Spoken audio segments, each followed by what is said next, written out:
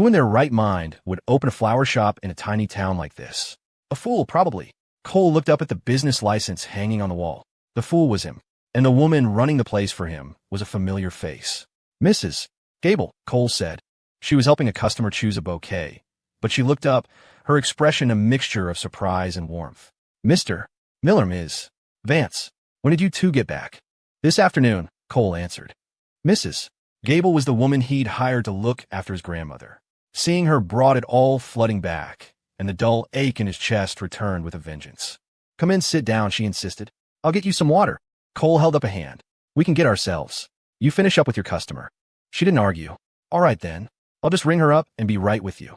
Cora had also spotted the business license on the wall, with Cole's name printed clearly on it. She looked at him, astonished. You open this flower shop? Cole picked up a watering can and poured a glass for Cora, his voice flat. First I'm hearing of it. He'd never been the romantic type. Back when he was with Jenna, she was always complaining about what a clueless guy's guy he was, how he never even thought to buy her flowers. After she'd hammered the point home a couple of times, he started bringing her flowers, but it was always roses. Out in the wider world, a single rose could cost $10. Here, they were practically worthless. You make more money selling wheat. Cole was a practical man who calculated every expense. He wouldn't make a losing investment. It wasn't just Cora who was surprised. He couldn't imagine himself opening a flower shop here. He didn't even know the names of half the flowers. The shop was large, beautifully and tastefully decorated. Besides flowers, it also sold coffee and pastries, which meant a heavy workload. It was definitely too much for one person. Cole watched for a few minutes and realized the place was busier than he'd expected. Maybe it was the low prices or the fact that it was the only flower shop in town, but a steady stream of people came and went. Cole remembered a quote he'd seen somewhere. They plant wheat, so I stepped aside and planted roses. I will starve, but romance will not die.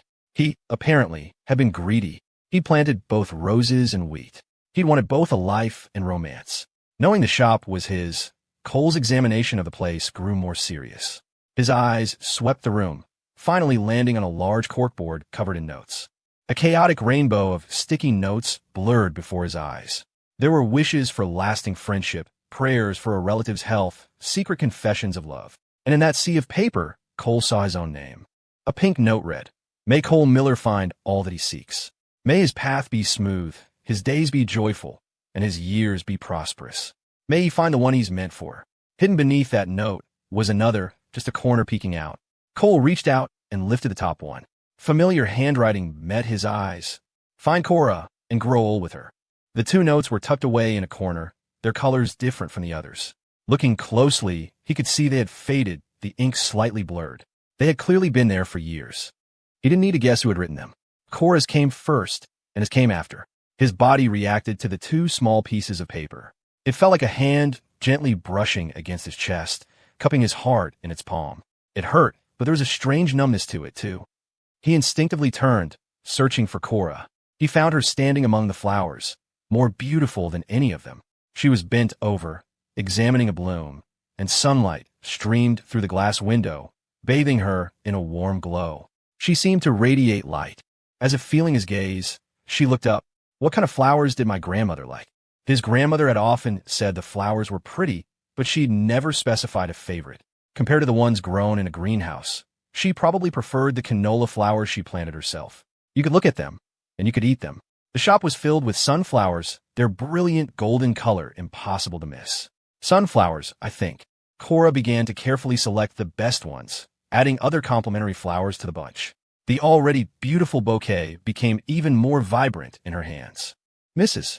Gable finished with her customer and came over. She found a sheet of coffee-colored newspaper printed with English text and expertly wrapped the flowers into a large, beautiful arrangement before handing it to Cora. You two are still so in love.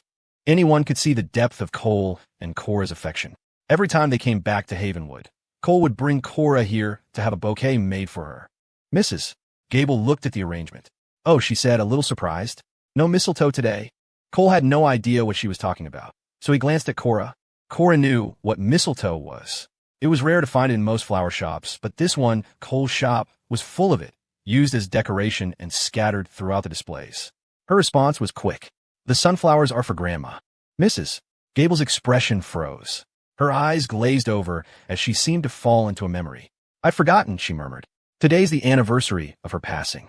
At the mention of the old woman, Mrs. Gable's eyes immediately turned red, her voice catching. If only she were still here. She could have seen this flower shop you opened for her. It was slow at first, but business is getting better and better. She would have been so happy to see it. So, this flower shop, he'd opened it for his grandmother.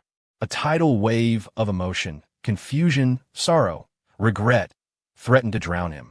He was raised by his grandmother. He thought he knew her better than anyone, yet he never knew she'd wanted to open a flower shop. This shop had come too late. Cole clenched his fists, his nails digging into his palms so hard he couldn't feel the pain. Aside from him, Mrs. Gable was the closest person to his grandmother. She had to know what happened. "Mrs. Gable," Cole said, his voice strained. "I dreamed about my grandmother last night. I dreamed about the day of her accident, 5 years ago. Does she blame me?" He had promised her an 80th birthday party, but he hadn't been there to see her to 80.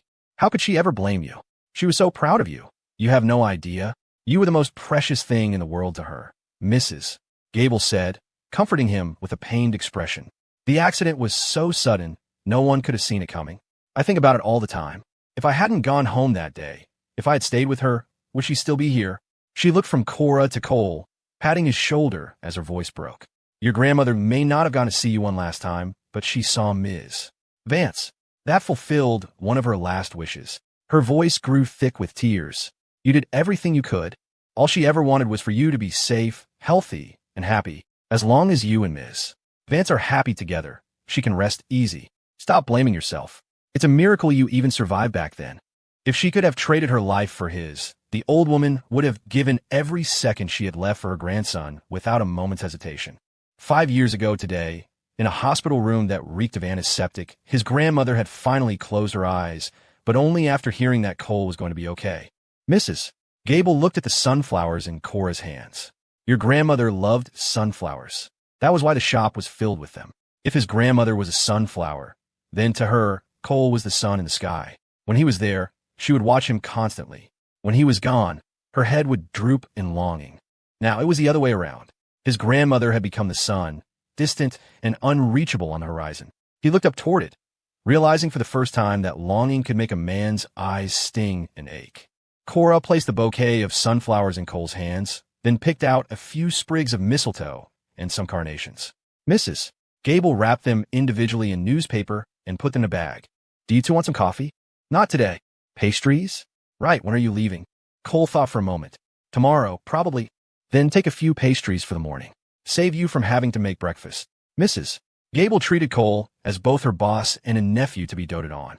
Before he could respond, she was already packing a few pastries into a bag. She knew their favorites from their previous visits. "Here." Cole took the bag. "Thank you," he said. Mrs. Gable shook her head, her tone earnest. "You're the boss. What are you thanking me for? And, cheer up. You know the thing your grandmother wanted most was to see you happy. Don't dwell on things." "Okay, I know." Cole noticed that Mrs.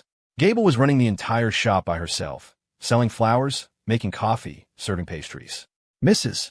Gable, are you the only one working here?" "Lynn has the day off, and Hannah took a half day. She'll be in at 4. In the late afternoon, when school let out, the shop would get even busier. One person couldn't possibly manage. "If you're swamped, you should hire another person," Cole said. "I can manage. If it really gets too busy, I'll let you know." Besides the 3 of them, there was also a driver who delivered the flowers. Paying 4 salaries was already a stretch. Adding a 5th would make it hard to turn a profit. Mrs. Gable was perceptive. She sensed something was different about Cole today, but she didn't overthink it, assuming he was just down because of the anniversary of his grandmother's death. It wasn't until they left the flower shop that Cole told Cora that Mrs. Gable had been the caregiver he'd hired for his grandmother. Cora was quiet on the outside, but her mind was reeling. Mrs. Gable hadn't said much, but 2 key points stood out. When his grandmother had the accident, Cole had been facing a life-threatening situation himself, which was why he couldn't make it back to see her one last time. 5 years ago today, Cora had rushed here and had been with his grandmother in her final moments. So, she had met his grandmother. No wonder when she saw the photograph on the headstone, she'd felt a sense of warm familiarity, as if she'd known her for a long time. Cole seemed to have fully accepted the reality of his grandmother's death. After buying the sunflowers, he also stopped to pick up some grave candles. Even though she was gone, he could still hear her voice in his ears, a constant, comforting murmur. "My dear boy, when I'm gone, You have to take good care of yourself. Don't stay up too late. Eat well. I was never your responsibility. I miss your grandpa and your mom a little. It's been so many years, I'm starting to forget what they looked like. Now I can finally go see them. You're your grandma's pride and joy. You never brought me shame, and I never brought your mom shame. When people die, they become stars. When I'm gone, just look up at the sky. I'll be up there watching you, keeping you safe. When I die, bury me on that hillside. Your grandpa and your mom are there. And most importantly, you can see our house from there. Back at the house, he once again climbed the hill. Daisy, who had been lying by the grave, heard them approach and immediately stood up, wagging her tail. After his grandmother died, Daisy had guarded her grave day after day. The dog didn't understand death. She only knew that she had followed the crowd that day and watched them hide her person here. She lay in this spot, sniffing the fading scent, waiting year after year. She was waiting, but in truth, she was already on her way to see her person again. By staying close, she would be the first to find her master in the afterlife. Daisy came here every day, rain or shine. Someone had built a small doghouse for her next to the grave, but she only went inside when it rained. Otherwise, Daisy preferred to lie beside the headstone. When she missed her grandmother, she would lick the photograph. That was why, on a headstone covered in dust and mud, his grandmother's picture was always perfectly clean. Cole knelt, placing the sunflowers in front of the stone. The bright yellow blooms were a splash of brilliant color in the somber clearing. Grandma, I miss you so much. I'm so sorry I couldn't see you one last time. Mrs. Gable said I did my best, but I feel like I failed you. I was always talking about being a good grandson, but I didn't even know what your favorite flower was, or that you wanted to open a flower shop your whole life. You might not believe this, but I came here from 5 years ago. In my memory, we were just filling red envelopes together a couple of days ago. I just talked to you on the phone. I thought you were still here. I thought I could take care of you. I'm happy with my life now, but without you, it's not whole. Grandma, have you seen Grandpa and my mom up there? Cole knelt on the ground, his hands methodically cleaning the edges of the stone, muttering to himself as he worked. The wind offered a long silence in response. The leaves rustled, falling to the ground on the breeze like a soft sigh. The earthen grave rose before him, casting a shadow over his head. He remembered falling down as a child, refusing to get up. His grandmother would stand over him, laughing, just like this, her shadow covering him. Cole paused his work, staring at the headstone, just looking. When he came to, he saw that Cora had quietly finished cleaning the rest of the stone, her movements quick and efficient. It used to be him and his grandmother. Now it was him and Cora. Cole took out a lighter and lit the 2 tall candles, the small flames flickering. A thin wisp of smoke rose, and though there was no wind, it drifted directly toward Cole, circling him. It was as if his grandmother was using the smoke to give him one last hug. The scent was sharp in his nose. Cole thought he had no tears left, but now they fell hot and uncontrollable. He bent forward and pressed his forehead to the ground. I was never an easy kid. I was always sick, always a burden. When I grew up, I didn't stay by your side to take care of you. His grandfather's and his mother's graves were here, too. After paying his respects to his grandmother, Cole rose and went to his mother's grave. He took the carnations from the bag and placed them beside the stone. Mom, please take care of Grandma for me, Cole whispered, rubbing his aching eyes. You have to take good care of her. The mountain wind remained silent, which he took as an agreement. Cora followed quietly behind him, paying her respects at his side. Cole's right leg ached, and he struggled to stand. Cora took his hand, and once she did, she didn't let go. Cole! Just as he was about to turn away, he thought he heard someone call his name from behind. His heart seized. An indescribable grief shot up from the bridge of his nose. He blinked back tears, forcing them down as he turned. The tall grass by the grave swayed in the wind, like his grandmother waving goodbye. Looking back on his life, it seemed his grandmother was always the one seeing him off, sending him to kindergarten, to elementary school, to middle school, then watching him get on a bus for high school, and then leaving for college. He only came home a few times a year, and each time, she had to watch him leave again. Now, it was his turn to see her off, and this farewell was forever. The only place he could see her now was in his dreams. Cole didn't forget to call for the dog. Daisy, let's go. Time to go home. Daisy, who had been lying on the ground with her eyes closed, twitched her ears at the word home. Her eyes opened, and she slowly got to her feet, trying to keep pace with Cole. At 14, Daisy was no longer the lively dog she used to be. She had become quiet and calm. Her yellow fur was thinning and had lost its sheen. Her movements were slow, her teeth yellowed, her eyes cloudy, all signs that she was getting old. How much time did she have left? How much longer could she keep her vigil here? A dog's life isn't like a human's. People aren't adults until they're 18, but few dogs live that long. Cole wanted to take Daisy with him. There wasn't even a vet in Havenwood. He wanted to take her back, give her a bath, and have a doctor look at her. The afternoon clouds from earlier had scattered. Sunlight shot down like golden arrows, piercing the gaps in the leaves. The ashes from the burnt candle wicks floated in the air. His shoes scuffed against the stone path. Cole brushed the dust from his pants and, holding Cora's hand, started down the hill. "Grandma, may you find peace in the next life. May you be a free wind." Daisy followed slowly behind them. She spotted a plastic water bottle on the side of the path, picked it up in her mouth, and carried it all the way home, where she expertly deposited it in a shed. There was a pile of bottles in there, all collected by Daisy. His grandmother had a habit of collecting bottles. When she was alive, Daisy would follow her and learn to pick them up, too. Now that she was gone, Daisy kept doing it. The little dog didn't know the bottles could be sold for money. She only knew that empty bottles made her person happy. Daisy sensed that Cole was sad, so she led him to her collection of empty bottles. Cole looked at the pile on the floor, and his stomach dropped as if he'd stepped off the edge of a skyscraper. He knelt and stroked her head. "Daisy, thank you." They were staying the night. Cole took Cora to see the room. "This is my bedroom." Cora looked around. It was clean and tidy, but small. A bed, a desk, and a wardrobe took up most of the space. Cora opened the wardrobe and saw several of her own dresses and jackets hanging inside. Clearly, she was sleeping in here too. "You can sleep here tonight," Cole said. "And you? There are other rooms in the house. I'll sleep in one of them." Cole never made a move on her. Or maybe he was just too shy to. "If you sleep in another room, what am I supposed to do?" Cole froze. "What do you mean?"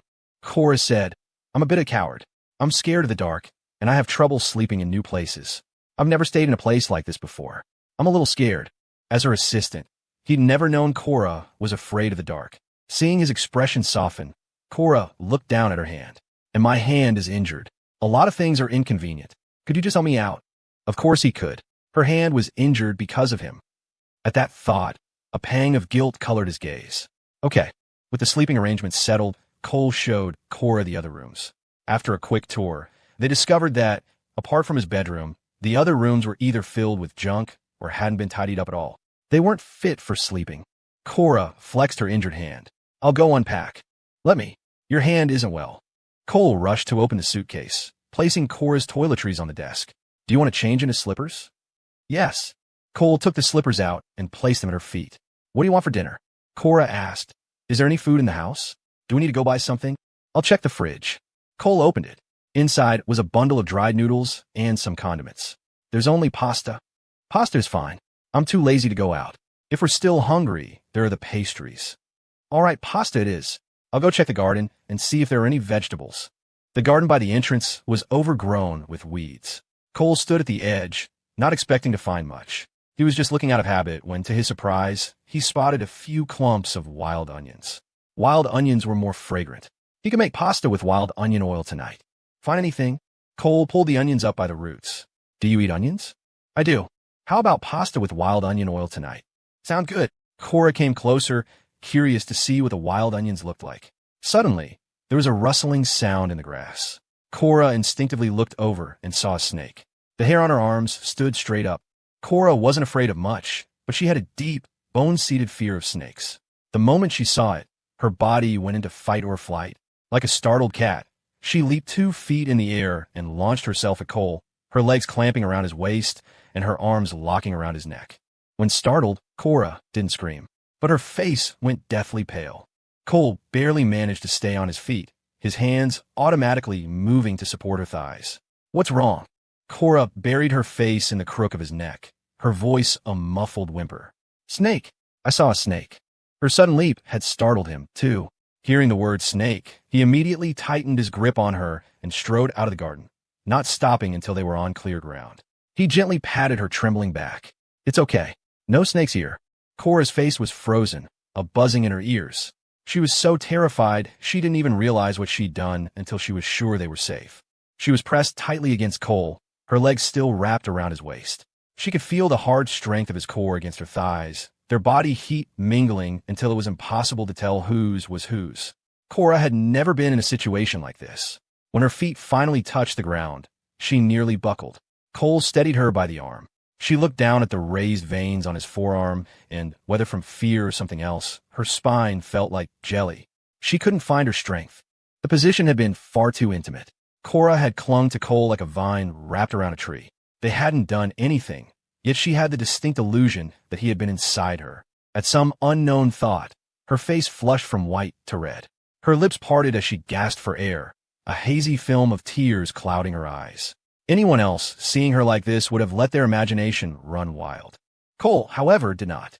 He just assumed she was still scared. It was, after all, the first time he had ever seen Cora afraid. "It's okay. Don't be scared.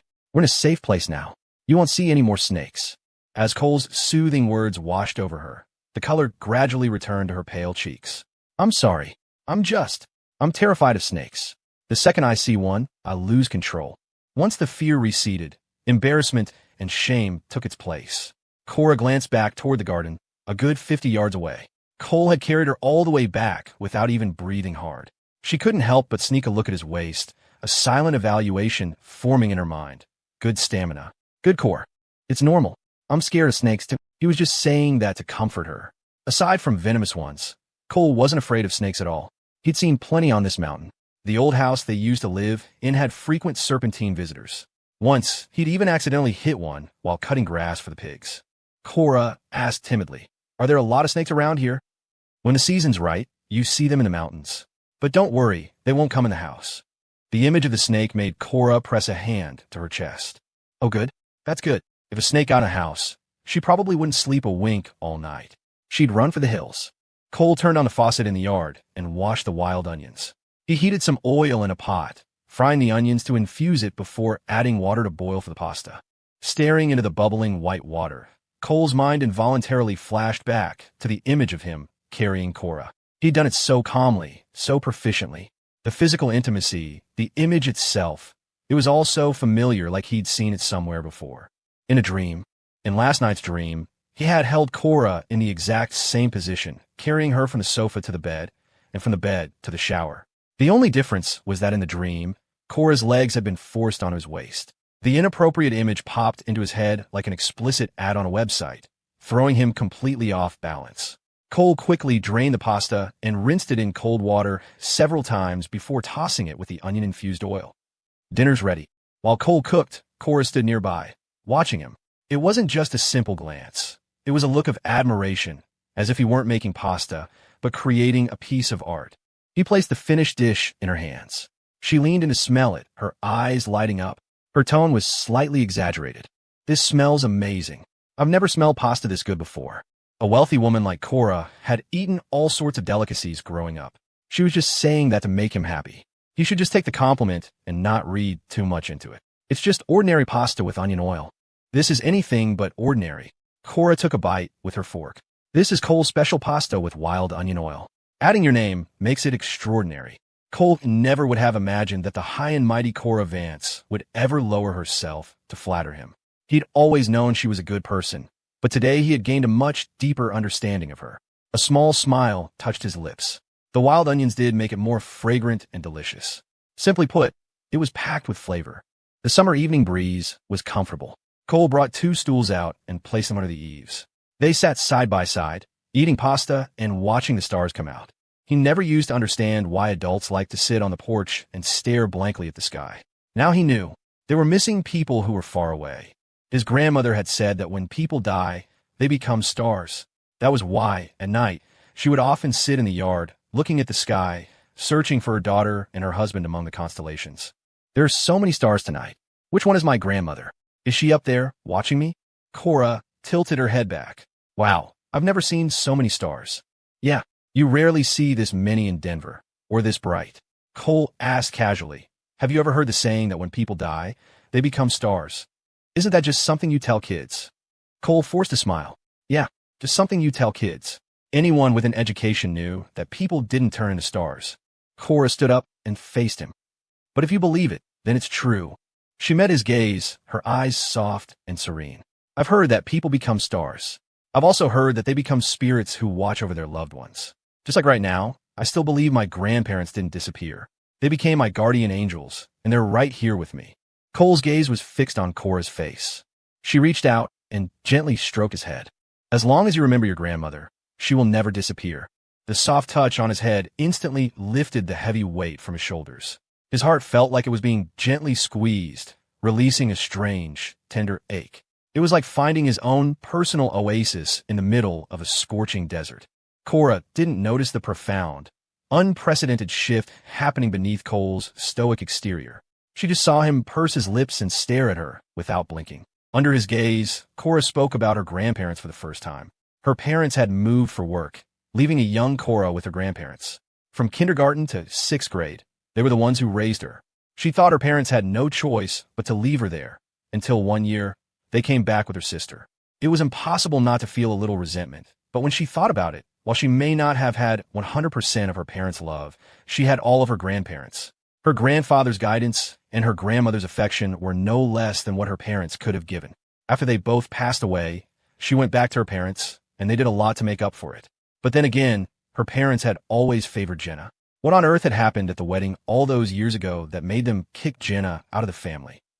Cora's initial guess was that Cole had been in a car accident, which had stopped the wedding and led to the breakup. But now, it seemed it wasn't that simple. "Do you want a drink?" Cole asked. The moment felt perfect for one. "Is there alcohol in the house?" "There is." Cole stood up and found a shovel. Cora looked at the shovel in his hand. "I thought you were getting a drink. Why do you have a shovel?" Cole hoisted it onto his shoulder. "When I turned 18, my grandmother buried a few jugs of wine in the ground. She said it was for when I got married. I don't know if it's been dug up yet. I want to go check. It's definitely been drunk by now. Don't forget, you're not only married, you have a kid." "You're right. But what if there's some left?" Cole looked back at her. "Want to come with me?" "Is it far?" Cora asked. Cole pointed. "Not far. Just down in the elderflower patch." Cora glanced at the inky blackness outside and felt a prickle of fear. She was worried about snakes. Most snakes were nocturnal, coming out to hunt at night. She was terrified just seeing one. What if she accidentally stepped on one? The thought sent shivers down her spine. Cole saw her fear. "If you don't want to go, you can wait here. I'll be back soon." Cora looked at him. "But I want to go. I'm just scared of snakes." So what was the solution? Cora provided it herself. "You can carry me on your back. I'll hold the flashlight." Fair enough. Cole didn't mind her proximity. In fact, her initiative made him feel a little happy. Cora took the flashlight from him. "Give me the shovel, too. I can carry that." He turned his back to her and crouched down. "Hop on." Cora climbed lightly onto his back. He stood up with one hand, his other arm looping under her knees to secure her to his waist. The elderflower patch wasn't far, but the path was a narrow dirt track flanked by tall grass. It was exactly the kind of place where snakes might appear. Cora felt an involuntary wave of fear and tightened her grip around Cole's neck, her legs clamping his waist. "If you're scared, you can close your eyes." "I'm not scared," Cora said, her voice betraying her. She was clearly terrified, but still putting on a brave face. A smile flickered in Cole's eyes. Today had been a nightmare for him, his mood hitting rock bottom. If Cora hadn't been here, he might have completely fallen apart. Her presence was like the flashlight in her hand, illuminating the path at his feet, guiding him forward, one step at a time. "Besides, if I close my eyes, how can I light the way for you?" "True," Cole thought for a moment and suggested. "Then try to distract yourself. Think about something else. Maybe you won't be as scared. Think about something else." At a time like this, what was she supposed to think about? Resting her head on Cole's shoulder, Cora suddenly noticed he smelled nice, a faint scent of earth and wild berries. Beyond that, her attention once again drifted to his waist. With every step he took, she could clearly feel the power coiled in his body. "What are you thinking about?" Cora subconsciously tightened her legs around his waist. "You're in really good shape. We've walked this far, and you're not even out of breath. You don't seem like a 30-year-old at all." Cole had almost forgotten he was 31. What's wrong with 30? 30 is a man's prime. We're at our peak in every way. "Is that so?" Cora chuckled, her tone suggestive. "I can see that, and I can feel it. From the text messages, the box of toys, and the clothes in the walk-in closet, it was clear that Cole was very potent in certain areas." Her warm breath ghosted over his ear. Cole instinctively tightened his grip on her. They had finally arrived at the elderflower patch. He set Cora down, then picked up the shovel and started digging. Cora's attention was so focused on Cole that she forgot to be scared. A charming man was charming no matter what he did. Even digging in the dirt looked good on him. The jug was buried deep, and he had to dig carefully to avoid breaking it. After about 10 minutes, he finally saw it. Found it. Cole carefully excavated the ceramic jug. There was more than one, and they were labeled with dates. It wasn't the wine from 10 years ago. This was from 4 years ago. You were right. The 10-year-old vintage is long gone. Then what's this? Cole guessed. We probably buried this after we got married. Drink the old, bury the new. Maybe this is for Leo's wedding. Cora knelt to look. So, are we still drinking it? Of course we are. The wine he'd cellared for a decade was gone without him ever tasting it. Was he really going to hesitate over a 4-year-old vintage? That was ridiculous. He felt zero guilt about drinking it. After all, he wasn't the one who buried it. His mind made up, Cole lifted the jug out. We'll drink this tonight. I'll rebury the rest. Can we finish all of this? Aren't we leaving tomorrow? Cora looked at the jug. It seemed to hold at least half a gallon. We'll drink what we can. We can leave the rest here, or ship it. Cole set the jug aside, picked up the shovel, and filled the hole back in, tamping the earth down and tossing some grass on top as camouflage. By the time he was done, a thin layer of sweat slicked his forehead. He hadn't broken a sweat carrying Cora all that wet. Cole looked at the jug on the ground, then at the shovel, then at Cora. A problem arose. How were they going to get back? He'd only thought about getting there, not returning. They looked at each other in silence. Finally, Cora broke it. Let's go. I'm not scared anymore. Wasn't she? Cole suddenly stared at the grass behind her. In the grass behind you, I think. What? Where? Is it a snake? Before Cole could finish his sentence, Cora had thrown her arms around him. Her arms might be slender, but she was surprisingly strong. Cora was usually so calm and collected. He never thought she could be so terrified of snakes. Her eyes were wide and watery, her face flushed, her voice panicked. Cole froze for a moment, then soothed her gently. No snake. It was just the wind. Really? Really? He couldn't bear it. The Cora in his arms was like a terrified cat, clinging to his shirt as if it were a lifeline. When people are scared, they subconsciously seek safety. For Cora, Cole was that safe harbor. There was nowhere she felt more secure than by his side. Cole looked down at her. Still feel like walking back now? Cora didn't answer, just looked at him with wide, timid eyes. Luckily, the jug wasn't too big. He could carry it with one hand. Cole set the shovel on the ground. I'll get the shovel in the morning. Come on, let's go home. He crouched down. Cora didn't immediately climb on. She asked hesitantly, Are you sure? I'm sure. Come on.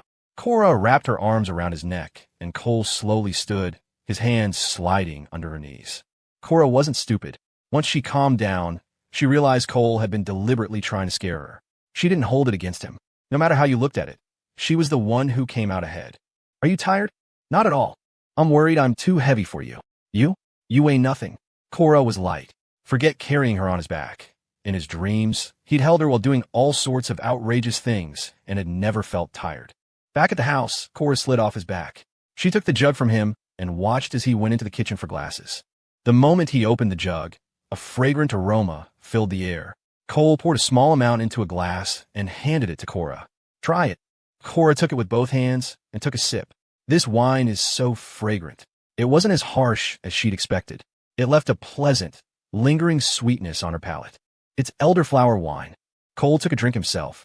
It was already this fragrant after only 4 years. He couldn't imagine how good the 10-year-old vintage must have been. They sat side by side, drinking wine under the moon, the alcohol loosening their tongues. At first, Cole had felt like fate was playing a cruel joke on him, inexplicably throwing two strangers together. But now, looking at Cora's beautiful profile, he thought, Thank God she's here with me. Cole remarked, You're so different today. I almost don't recognize you. Cora replied, I'm just very adaptable. Once I accept a premise, I immerse myself in the role as quickly as possible. That was true. Cole had seen it work. No matter what problem arose, Cora handled it with ease. Her adaptability and resourcefulness were exceptional. It seemed nothing could stump her. Cora smiled and asked him, So which do you prefer? The me of today or the me from before? If he had to choose, Cole stole a glance at her face. Today. Though it felt unfamiliar, there was no denying that today's Cora was captivating, magnetic. He'd lost count of how many times his eyes had lingered on her. Cole, I've made a decision, and I want to be clear with you about it. He looked at her overly serious expression. What is it? I don't just want to maintain the status quo anymore. I want to maintain our marriage. I don't want it to be just a convenient arrangement. Cole felt a little drunk, his understanding hazy. Cora continued, I'm not just Leo's mother. I'm also your wife. As your wife, I'm going to try to love you, to care for you, to think of you. And during this time, I hope you'll give me some positive feedback. Cole, I'm going to work hard to be your wife. So, can you try to meet your 31-year-old self halfway? And what would a 31-year-old Cole and a 33-year-old Cora do? The answer was obvious. They were a married couple in every sense of the word. They both knew how their child came to be. Not to mention, they had both seen the contents of that box. Cora's expression was calm, but her eyes, dark and intense, set him a look that was part encouragement, part seduction. Cole seemed not to understand, but at the same time, he did. Adults didn't need to spell things out. A glance, a gesture, was enough to see what the other person was thinking. Cole's Adam's apple bobbed. Under Cora's gaze, he nodded. I understand. I'll do my best. Cora pressed him. Do your best at what? Cole answered seriously. At being your husband. And what should a husband do? Cora lifted her eyes to his. Does being a good husband mean you only have eyes for me? That you'll do whatever I ask? Cole nodded. His greatest strength was his obedience. As a child, he listened to his grandmother. At school, he listened to his teachers. At work, he listened to his boss. Now that he was married, of course he would listen to his wife. Cora was both his boss and his wife. Whatever she said, his response would be, Roger that. Since you have no objections, shouldn't we sign and seal the deal? Spoken like a true CEO, considering all the angles, even thinking of an agreement. I have no problem with that, Cole said. Cora put down her glass and stood up. Wait here for me. I'll be right back. Cole watched her go, wondering where she was off to. Was she getting a pen and paper? It was understandable that she'd want a written agreement to feel secure. But what kind of seal was she talking about? Cole's tolerance for alcohol was low. After 2 glasses, he was already feeling fuzzy. He sat on the stool, resting his head in his hand, watching the spot where she had disappeared. Less than a minute later, Cora returned, holding something in her hand. As she got closer, he saw it was a sprig of mistletoe. She held the branch out to him. This is for you. Cole put down his glass and took it. For me? Why was she giving him this? Cora tucked a strand of hair behind her ear and asked nonchalantly, Do you know the meaning of mistletoe? Cole shook his head. He hadn't even known what the plant was called at first, let alone its meaning. Come here, I'll tell you. They were only a yard apart. How much closer could he get? That's what he thought, but he obediently started to stand up. And just as he began to rise, Cora leaned in and kissed him. Their lips met, and Cole's foggy mind went completely blank. He instinctively parted his lips, almost greedily inhaling her breath. It was sweet, fragrant, tasting of wine and of Cora. His body was like a beast that had been caged for too long. Now, released from its prison, his desire became uncontrollable. His body craved Cora, wanted more. He was sitting, she was standing. She had all the power. As if she knew what he was thinking, her hand moved to his neck. His skin was scorching hot, his pulse thrumming beneath her fingers. She stroked him soothingly, which only made him hotter. With his vision obscured, his other senses were heightened. The temperature of her lips, the moisture within, the scent of her skin. After what felt like an eternity, Cora pulled back, her fingertip pressing against his lips, tracing their shape. The friction sent a faint, tingling discomfort through him. Cole's breathing was rough and heavy. He wanted to bite the finger that was teasing him so recklessly. They say mistletoe can make even the most indifferent person bow their head for a kiss. Legend has it that kissing under it can ward off evil, bring good fortune, and ensure that a bond of love will last forever. After she spoke, she kissed him again. That's my seal on our deal. Using mistletoe to get closer to you, to kiss you, to entwine our lives, to fall with you. Cora studied his face, her finger tracing a line from the corner of his mouth down his neck to his chest. There, she drew the letters of her name, Cora. Now the contract is signed. Whether you're the 26-year-old Cole or the 31-year-old Cole, you're mine now. You don't have a choice. Cora looked triumphant. If you're going to compete, compete to win. If you're going to do something, be the best. When she demanded something of others, she demanded it of herself as well. For example, in the matter of being Cole's wife, she would learn to love him. And love shouldn't be something lofty and unattainable, perched on a cliffside, making people feel insecure and like they were walking on thin ice. So she was willing to be the one to lower her head and kiss him to show him her love and sincerity. If you can't close the distance between two hearts, then close the distance between two bodies. It's hard for a person to fight their own physical reactions. When the body is happy, the mind will naturally follow. Though their kiss was silent, Cora could feel that Cole liked it. Cole was like a fish she had reeled in. No matter how much he thrashed, he couldn't escape her grasp. Cora was now contemplating how to devour this fish. Should she braise it, steam it, or pan-fry it? Cole's Adam's apple moved. He looked at the mistletoe in his hand, a dizzying thought occurring to him. Did she plan to kiss me from the moment she chose the flowers? Why did she kiss me? Does she like me? When did that start? His mind was suddenly flooded with questions. Cora saw him sitting there, motionless. If it weren't for the frantic beating of his heart under her palm, she would have thought something was wrong. She patted his shoulder. What's wrong with you? Give me some feedback. Feedback? As if a switch had been flipped, Cole pulled her onto his lap. In the dim light, he tilted his head up, searching for her lips. Cora's breathing was shallow, like a feather brushing against his face, tickling him from the inside out. Her reaction was like a shot of adrenaline. The power dynamic had shifted. Cole, without any instruction, took the lead. Their lips and teeth met. He held her tightly, kissing her again and again. When she was about to run out of air, he would pull back, let her breathe, and then cover her mouth with his again. Cora was breathing unevenly, her body pliant, her hands clinging to his shoulders for support. She was finally experiencing the power of this body. Her 33-year-old body had been awakened to so many new reactions, making it hard to control herself. Cole held her face in his hands, his mouth moving from her lips to her earlobe. His voice was a low, rough rasp. Wife, is this feedback positive enough? Cora's eyes were hazy. A soft mist escaped from her nose. It could have been an answer, or just a sound. They were tangled together under the moonlight, the croaking of frogs their symphony, the cool breeze of relief against their flushed cheeks. Just then, a phone began to ring, a jarring interruption. Cora finally surrendered. She tilted her head back to separate them. Your phone is ringing. Cole's eyes fluttered open. Their gazes met for a second before they both looked away, each taking a moment to catch their breath. They had put all their energy into that kiss. Now, separated, they were both panting, their gazes still charged, and it wasn't just their gazes that were charged. See who it is, Cora said, getting off Cole's lap. Cole didn't forget his promise to listen to his wife. He pulled his phone from his pocket. It's a video call from Leo. Cora said, answer it. The moment the call connected, a chubby little face filled the screen.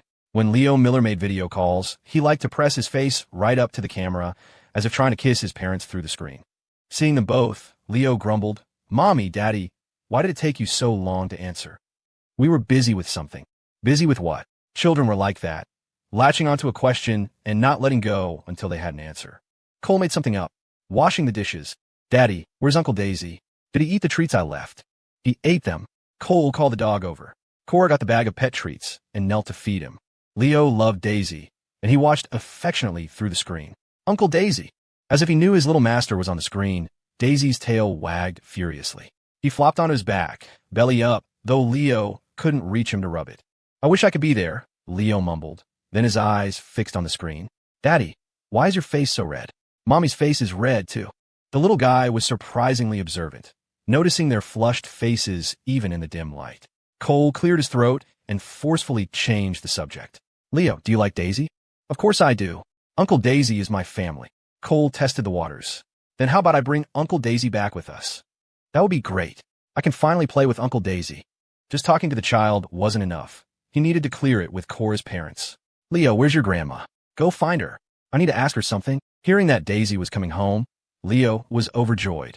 He ran off, holding the phone, yelling, Grandma, Grandma, Daddy's on the phone. He wants to know if we can bring Uncle Daisy back. Grandma, I want to play with Uncle Daisy. Slow down, Eleanor said, taking the phone from Leo. Cole, when are you and Cora coming back? Our flight is tomorrow afternoon. Mom, I was thinking of bringing Daisy back to Denver with us. He's getting old, and there isn't even a vet here. I want to have him checked out. If you want to bring him, bring him. We have a pet room. I'll have a housekeeper get it ready. We'll just have to see if Daisy can get used to it. Thank you, Mom. We're family. Don't mention it. I'm happy Daisy is coming home. He's not young anymore. Bring him back, and we'll take care of him in his old age. Eleanor was a good woman, kind not only to Cole, but to his dog as well. Where's Cora? She asked. After Leo had pointed out her red face, Cora had turned away. Hearing her mother call for her, she leaned back into the frame. I'm here. Eleanor's expression became conflicted. I need to tell you something, so you can be prepared. What is it? Yesterday, you were asking about Jenna, weren't you? She called me today. As she spoke, Eleanor watched both their faces, especially Cole's. Seeing his expression remain neutral, she continued. Jenna might be coming back in the next few days. Cora nodded. Okay, we understand. The anxiety that had been plaguing Eleanor all day finally subsided. At her age, all she wanted was peace and harmony in the family. All right, you two get some rest. Leo, come say goodnight to Mommy and Daddy. Leo pressed his face to the screen and blew a kiss. Good night, Mommy. Good night, Daddy. Good night, Uncle Daisy. Good night, Leo. After the call ended, they looked at each other. The desire in their eyes had been all but blown away by the wind. Perhaps it was because they had kissed, but Cora's gaze kept drifting to Cole's mouth. As her assistant, Cole wasn't just handsome, he was articulate. His mouth was a weapon of words, sharp, clever, eloquent. Cora had never kissed anyone before, so she couldn't judge his technique, but those few kisses from Cole could be described in one word: fierce. It was as if he wanted to devour her whole. Though he was rough and unpracticed, she liked it very much. Some things you shouldn't touch. Touch them once, and you're addicted. Cole was stroking Daisy absently. Jenna's coming back. What do you think? Cora looked at him for a moment. I'll watch with my eyes. Whether she came back or not, the outcome would be the same. Cora's tone was firm. My attitude toward her depends on her attitude toward you. If she comes back trying to destroy my marriage, I will throw her out without a second thought. If Jenna had any sense, she would know to keep her distance. Cora twisted the ring on her finger. I will find out what happened 5 years ago. That will be my explanation to you. But you need to know that the reason we got married is because we were attracted to each other, because we compromised and came together. She wouldn't give Cole the chance to even look back at Jenna. She would extinguish even the tiniest spark. With that thought, Cora's eyes traced the line of Cole's lips. When we were kissing just now, did you enjoy it? Wasn't that a sudden change of topic? Cole was stunned for a moment before nodding. I did. That means that over the past 5 years, our bodies have become very compatible. And for a man and a woman, physical pleasure is more important than anything. The lips and tongue remember how they once kissed. The body and skin cannot forget how they once intertwined. Subconscious actions don't lie. Their bodies simply couldn't refuse each other. Just a kiss had sent their minds reeling. If it had been a deeper kind of exchange, it was almost unimaginable. What Cora was saying, in essence, was that he should trust his body's reactions. Their bodies had memories. They weren't puppets controlled by their brains. They sat in the yard for a while longer, letting the cool breeze wash over them. Cole sealed the unfinished jug of wine. It's getting late. You should go shower first. Cole looked at Cora's injured hand. Do you need my help? A smile played on Cora's lips. How are you planning to help me? Help me undress? Or help me wash? Rub lotion on me? A kiss really changed things. Their words were becoming bolder, more direct. Cole couldn't tell if Cora was testing his morals or his self-control.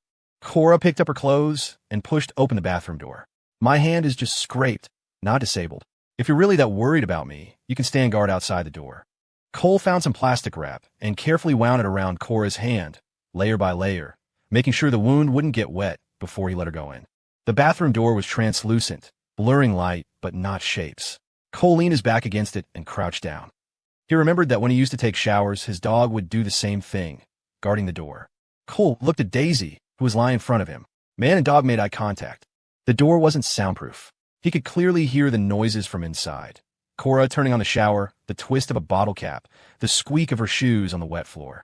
Just hearing those sounds was enough to conjure a detailed picture in his mind. A series of indescribable images flashed through his head.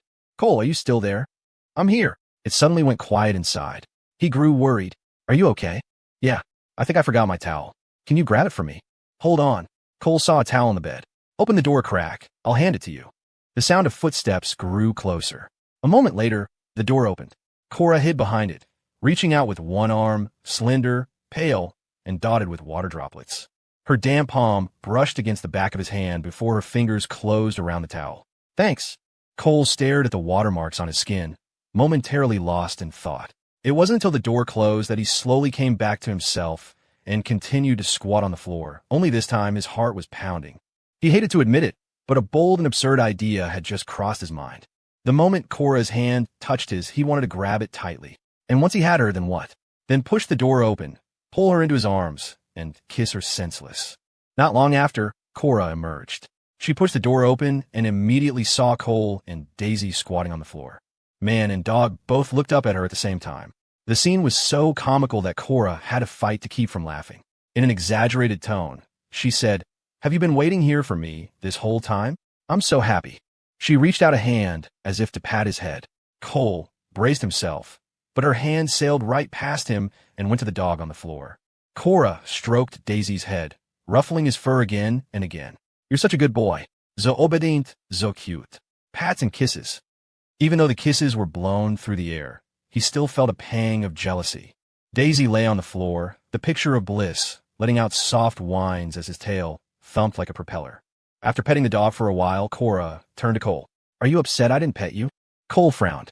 "I'm not upset. And don't touch my face with the same hand you just used on Daisy. He hasn't had a bath in ages." Cora ignored him. "It's fine. You could just wash your face later. I want to touch you right now. I like touching you. Don't you like it when I touch you?" He did. The places Cora touched felt good, like a soft feather brushing against his skin. "You're so good, Cole. So obedient. I like you more and more." Cora was cooing at him like a child, and under her stream of praise, the man nearly regressed to an embryonic state.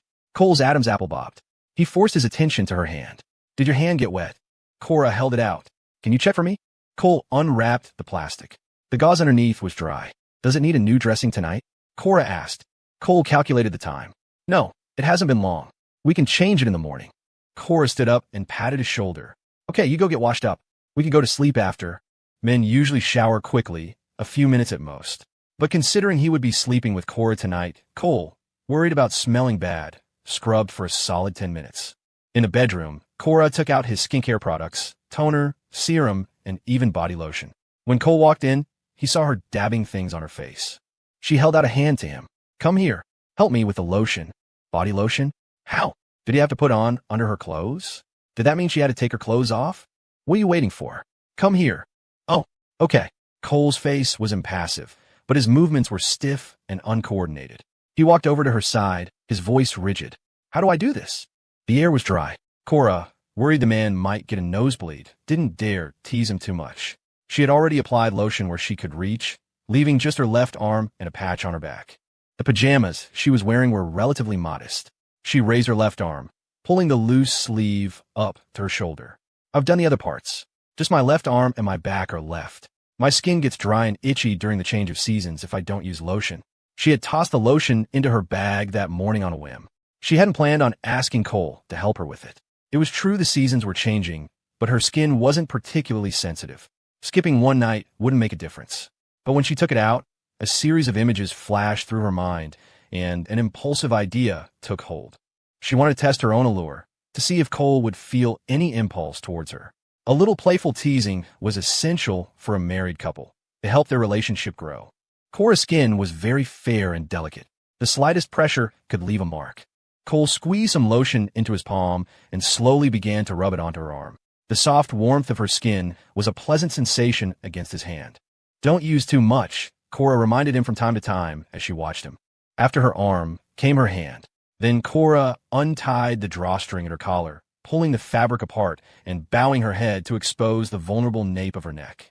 She wasn't wearing a bra, and as the collar gaped open, the shape of her breast was faintly visible. Cole, standing behind her, caught an accidental glimpse, and his brain short-circuited. He wanted to pull her into his arms, bury his face in her neck, and mark her as his. Cora could clearly feel his burning gaze on her. Though he wasn't doing anything, she had the distinct illusion that he was kissing her all over. A tingling sensation traveled from her neck all the way down to her tailbone. Her legs suddenly felt weak. Cora bit her lip. "Do you see those marks on my skin?" "I see them. They were so obvious it was hard to miss them." "Help me rub it in carefully. Don't miss any spots." As his hand brushed over the marks, he felt as if he were kissing her all over again. He was sweating by the time he finished applying the lotion. He had managed to get through it without incident, but just barely. Cora turned around and saw his tense expression. She almost laughed out loud, but managed to keep a straight face. "Do you want some? I can help you." "No, thanks," Cole said quickly. He was afraid of what might happen if she did. Cole was conservative when it comes to relationships. Although he and Cora were legally married, in his mind, their relationship had only just begun tonight. He was afraid of being too forward, of offending her. A faint pink blush colored Cora's skin. Cole wasn't the only one struggling with temptation. She was fighting to control herself as well. After the lotion was applied, she was the first to get into bed. "It's late. Let's go to sleep." Cole remained standing. "I'm going to the bathroom. Didn't you just come from there?" At first, Cora didn't understand. Then her eyes drifted down Cole's body, and comprehension dawned. Cole was gone for a full half hour. When he returned, his hair was damp at the temples. Cora was already lying in bed, seemingly asleep.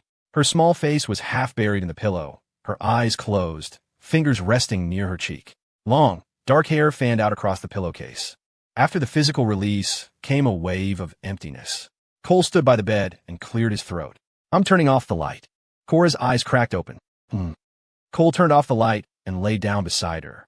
Compared to the stiffness of the previous night, tonight was filled with a clinging, sticky sort of intimacy.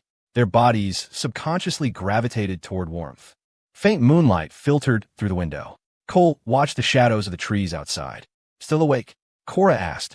How did you know I wasn't asleep? I can feel it. Cora turned over to face him. What are you thinking about? The late night made emotions volatile. As soon as the mind went blank, negative thoughts would creep in, forcing the brain to replay them over and over. About my grandmother. I was thinking that if I had brought her to Denver to live with me, maybe the accident wouldn't have happened. His grandmother hadn't wanted to leave the place she'd lived her whole life.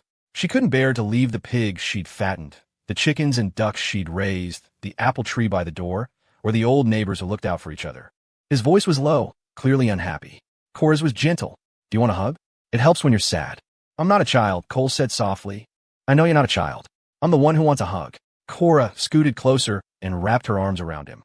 Have you ever thought, she said, that if we came here to the future, then maybe the us from the future went back to the past? And if they went back to the past, could they change things? Go back to that day, 5 years ago.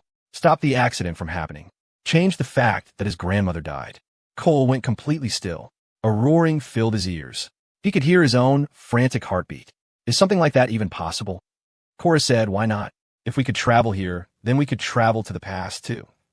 It would be like the two versions of them from different timelines, swapped souls. If that were true, then maybe, just maybe, his grandmother's fate could be changed. It was just a theory, but Cole still felt a measure of comfort. He reached out and hugged Cora back. Cora, thank you. Don't thank me yet. You shouldn't promise too much.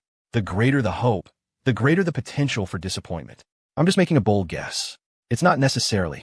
Cole cut her off. It's enough. At least it gave him something to hope for. Cora patted his shoulder, listening to the strong, steady beat of his heart. You're on my hair.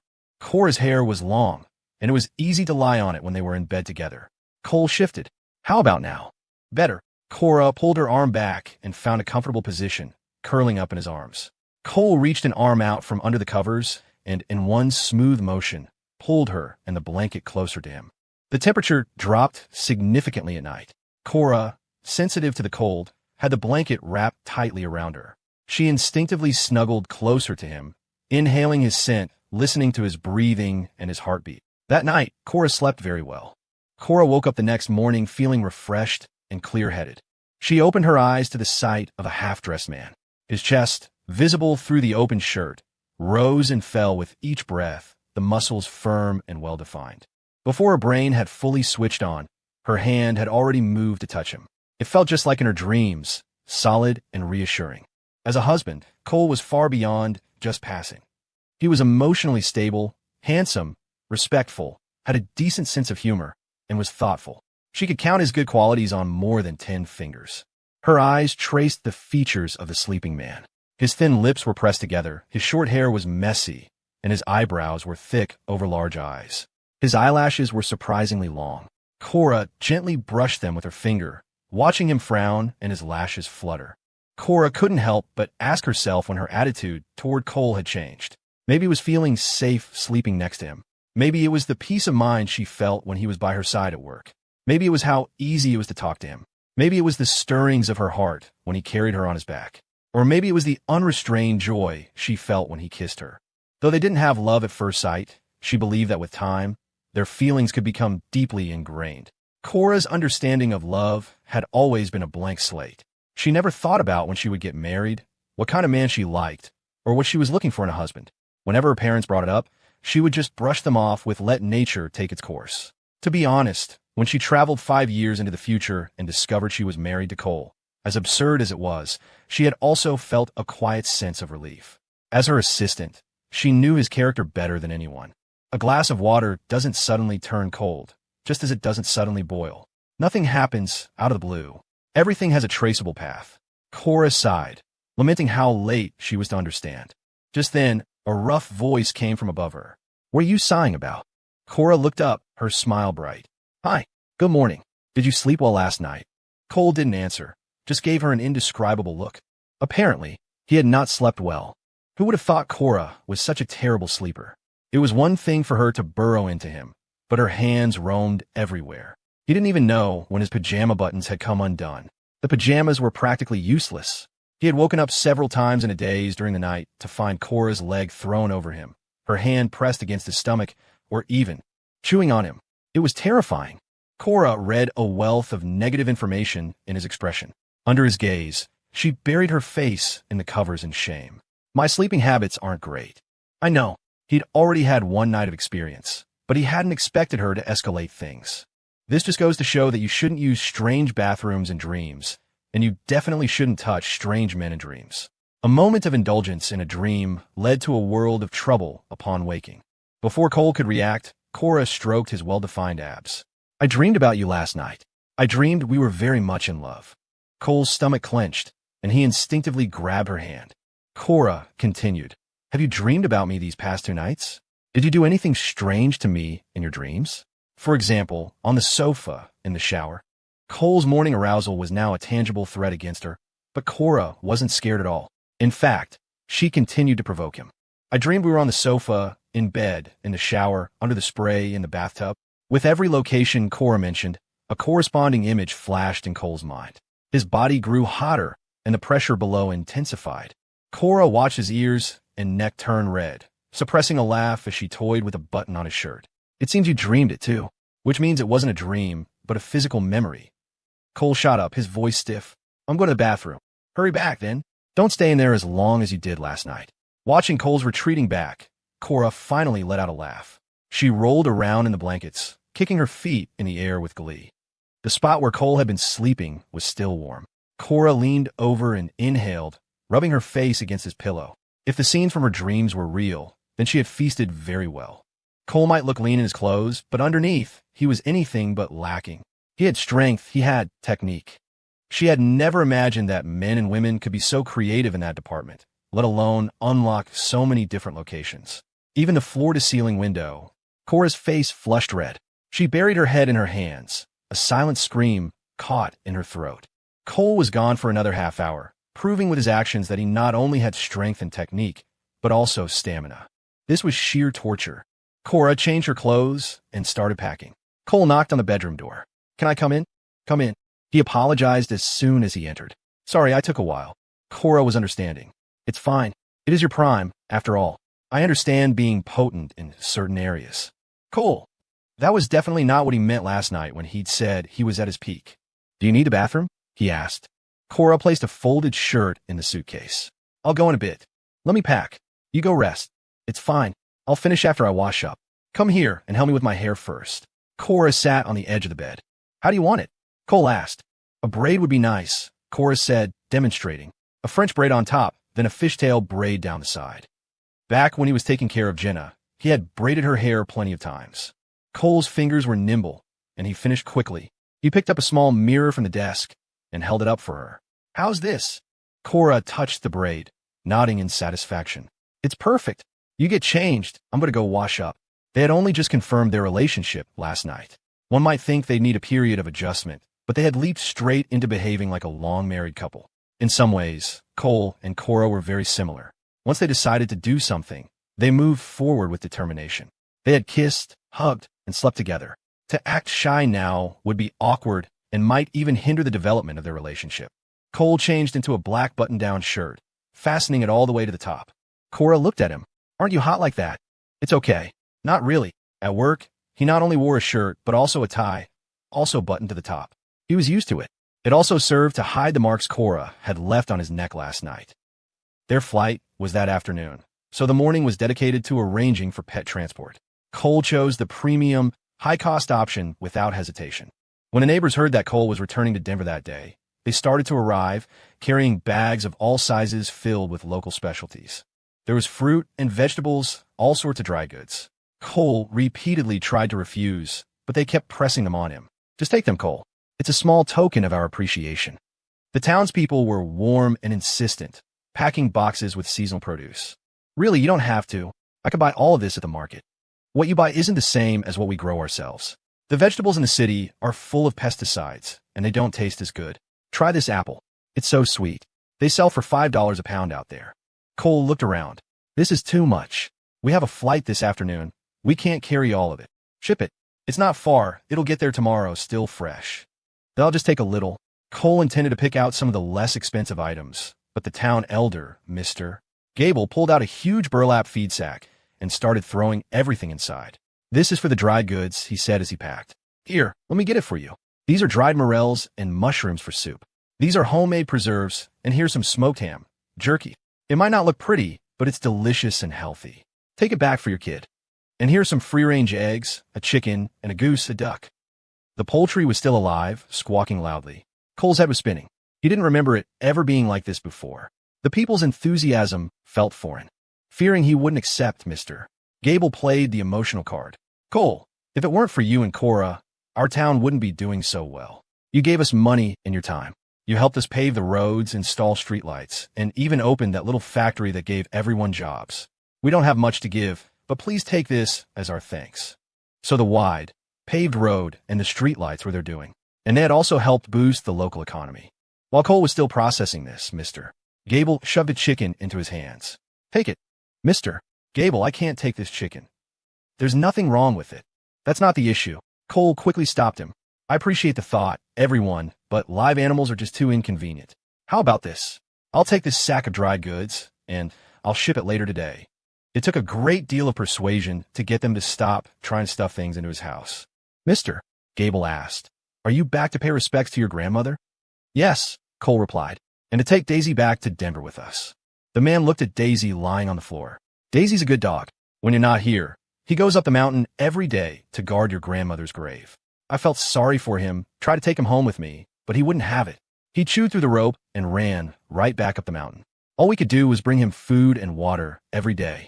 I'll be sad to see him go. As if he knew he was being praised, Daisy wagged his tail. Mr. Gable crouched down and patted the dog's head, speaking to him as he would a young man. Daisy, when you get to the city, you be a good boy, you hear? Live a good life. Daisy licked his hand as if he understood. Besides looking after Daisy, Mr. Gable and the others would also periodically clean Cole's house and clear the weeds in the yard to make sure it was comfortable for them when they came back. Mr. Gable, thank you for everything all these years, Cole said. No need to thank me. Compared to what you've done, what we do is nothing. Not worth mentioning. Thanks were still necessary. A simple thank you might not seem like much, but it made the person hearing it happy. Mr. Gable, we'll have to trouble you again in the future. It's what we do. Don't you worry. Go on back home. We'll look after the house. And we'll keep your grandmother's resting place tidy, too. This place was full of kind, loyal people. It was because of them that his grandmother had never wanted to leave. After Mr. Gable left, Cole took the remaining candles and went up the mountain one last time to say goodbye to his grandmother.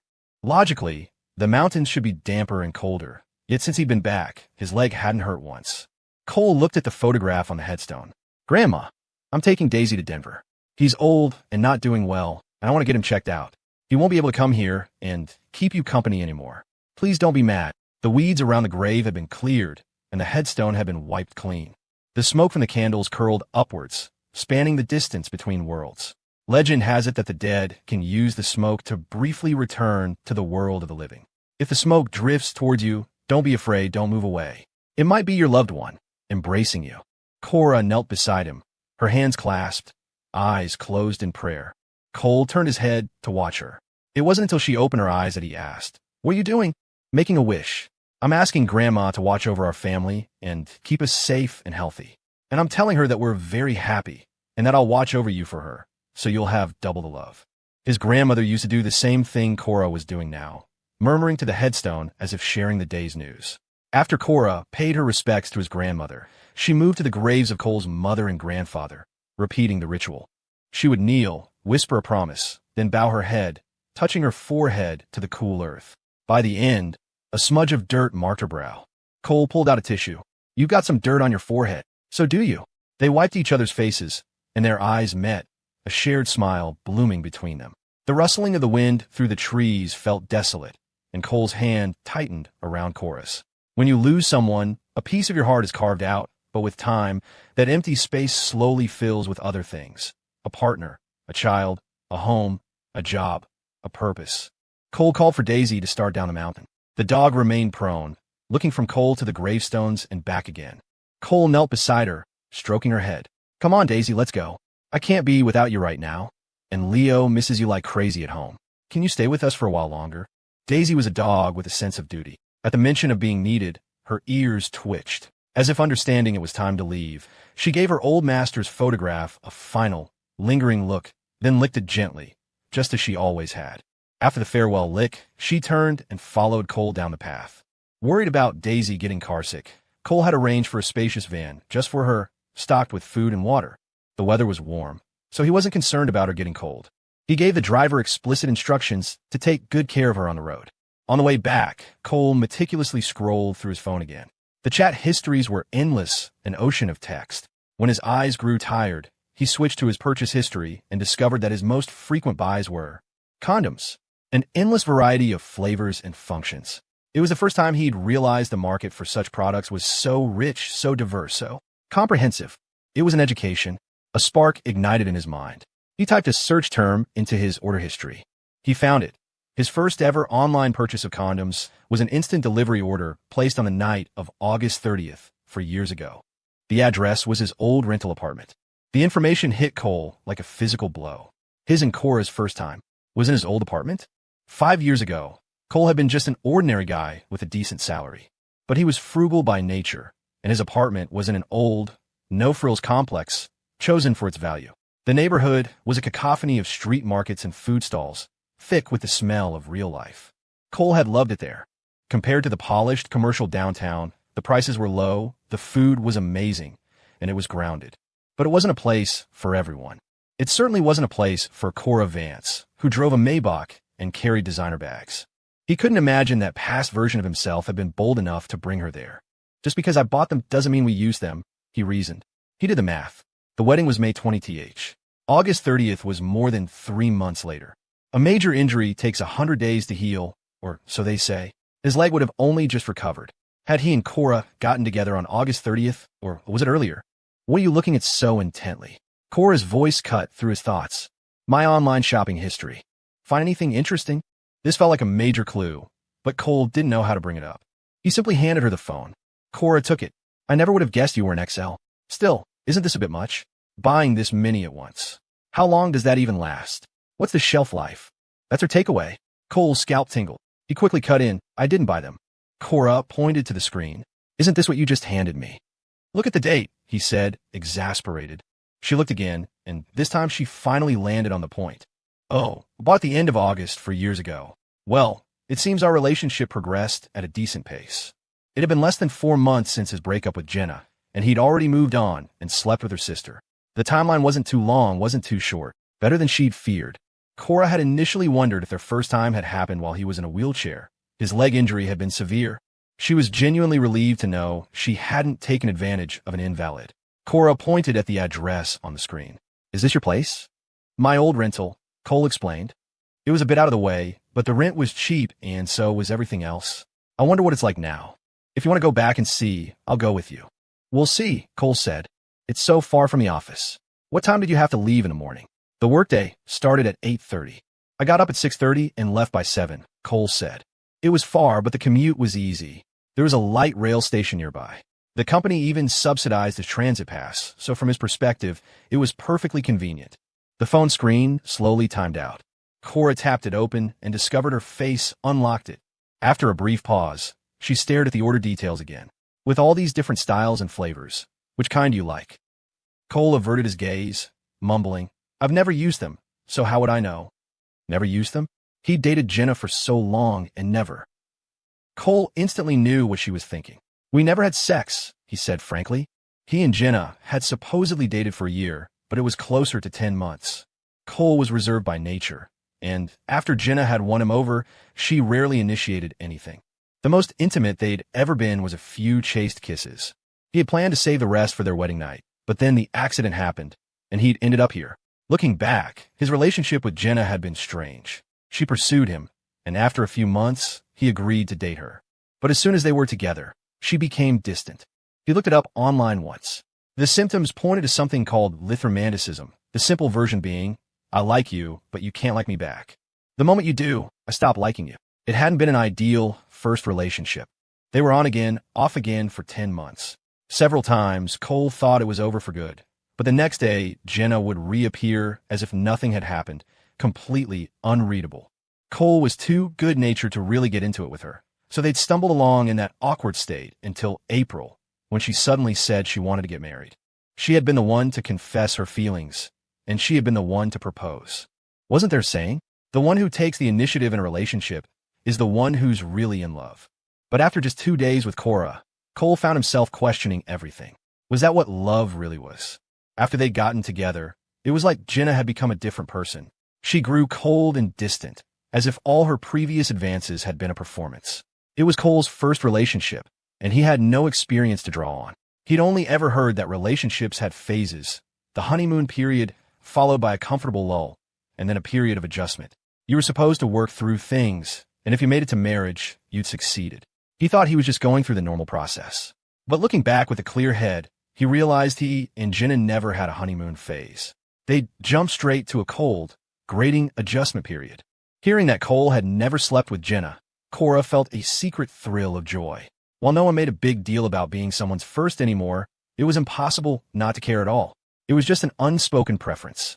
When you love someone, you want to experience all the firsts with them. The first time holding hands, the first kiss, the first time making love, the first time living together, the first vacation. A smile touched Cora's lips. She handed the phone back to Cole. Don't worry, we'll have plenty of time to try them all out. Cole felt his heart transform into a frantic deer, leaping and kicking inside his chest.